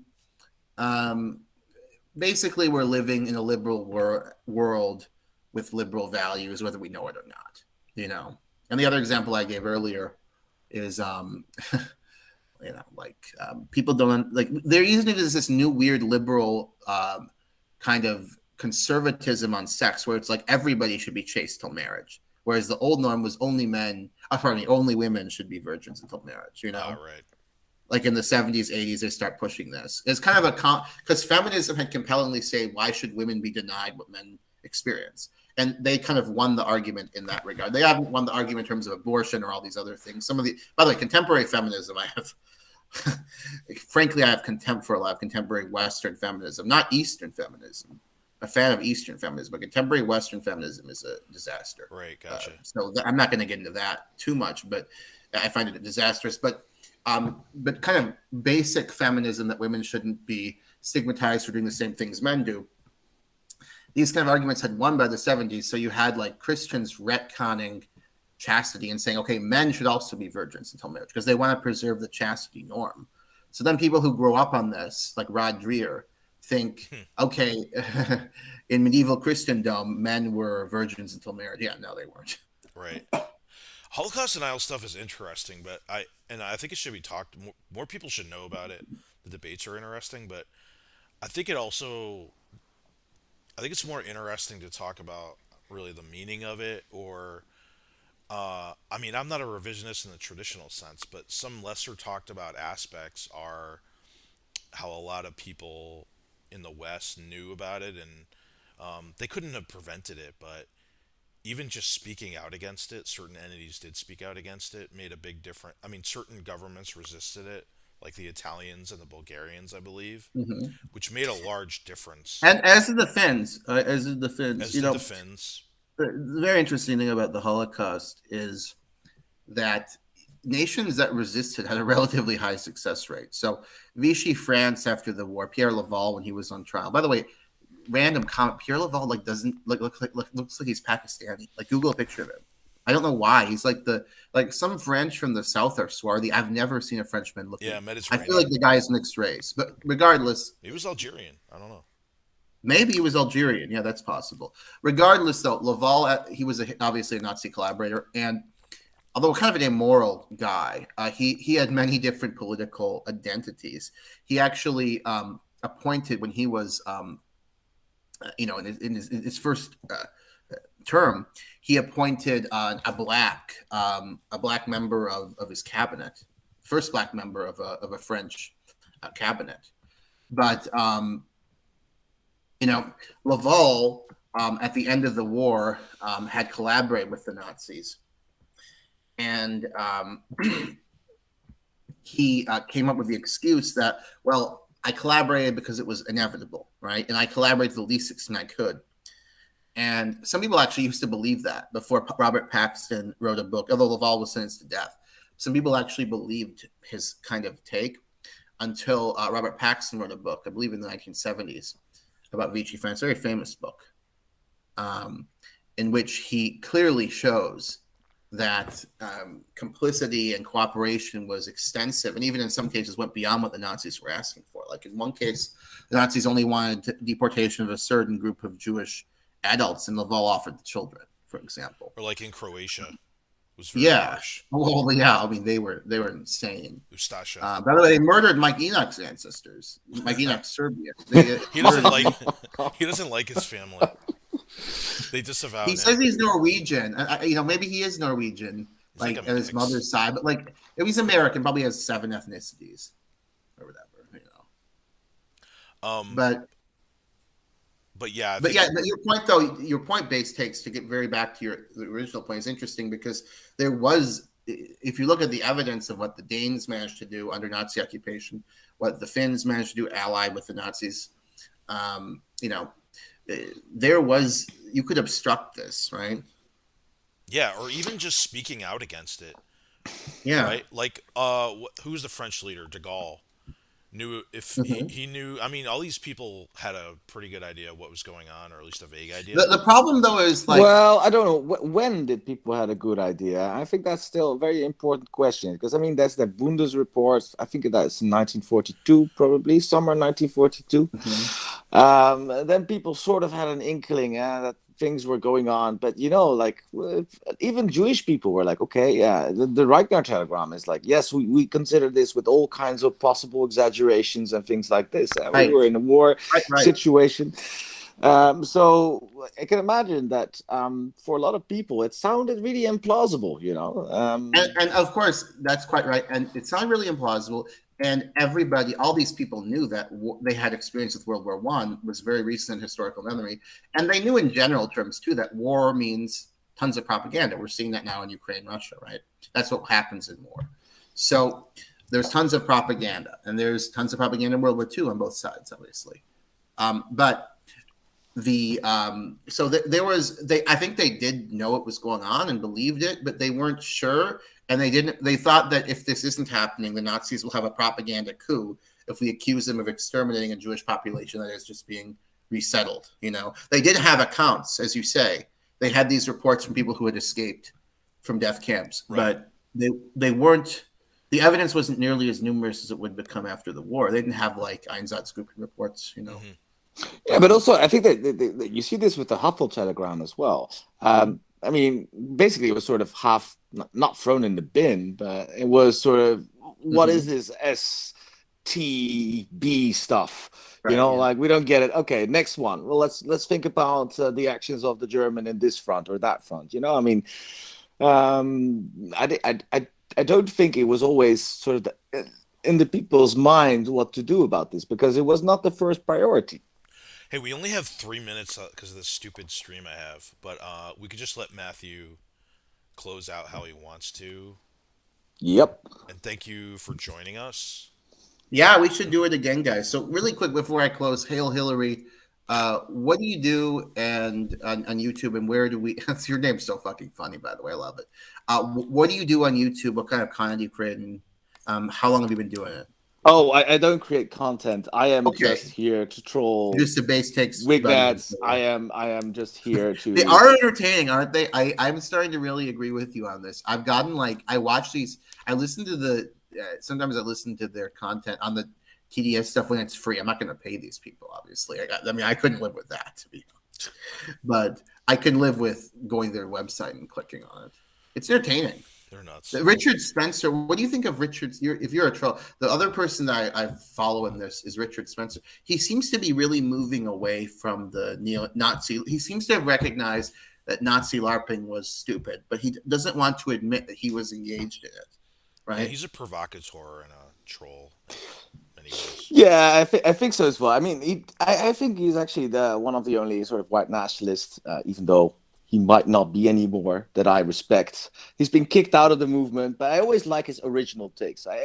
Like he's the one sort of white nationalist that I have one sort of soft spot in my heart for. For the rest, he's the for most the rest, intelligent, and also he's the only one who reads books. Yes, yeah, and that makes him interesting. He's one of the more sophisticated people out of the whole sort of group of. But he shot the bed. He shot the bed, and he's not going to recover. It's feel sorry for him. He's not going to recover from the Nazi LARP. All right, we got a minute, so unfortunately, just close out. For okay, us. so I'll just shill myself, I suppose, in this.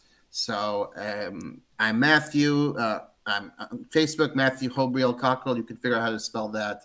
Good luck, everybody. Got your channel My out there. YouTube channel's name is History Speaks. The whole point of the channel is to try to see how debate historical narratives and to see how they impact and analyze how they impact the contemporary world. So if you're interested in content like that, come to the History Speaks channel. I'll be updating it more in the weeks to come. But there still is a couple interviews there that may be of interest on fascism and so forth. So thank you very much, guys. See you soon. We'll hang out again. Thank you, Matthew. Thanks, guys. Bye, Bye. Have a good day. Thanks, Best.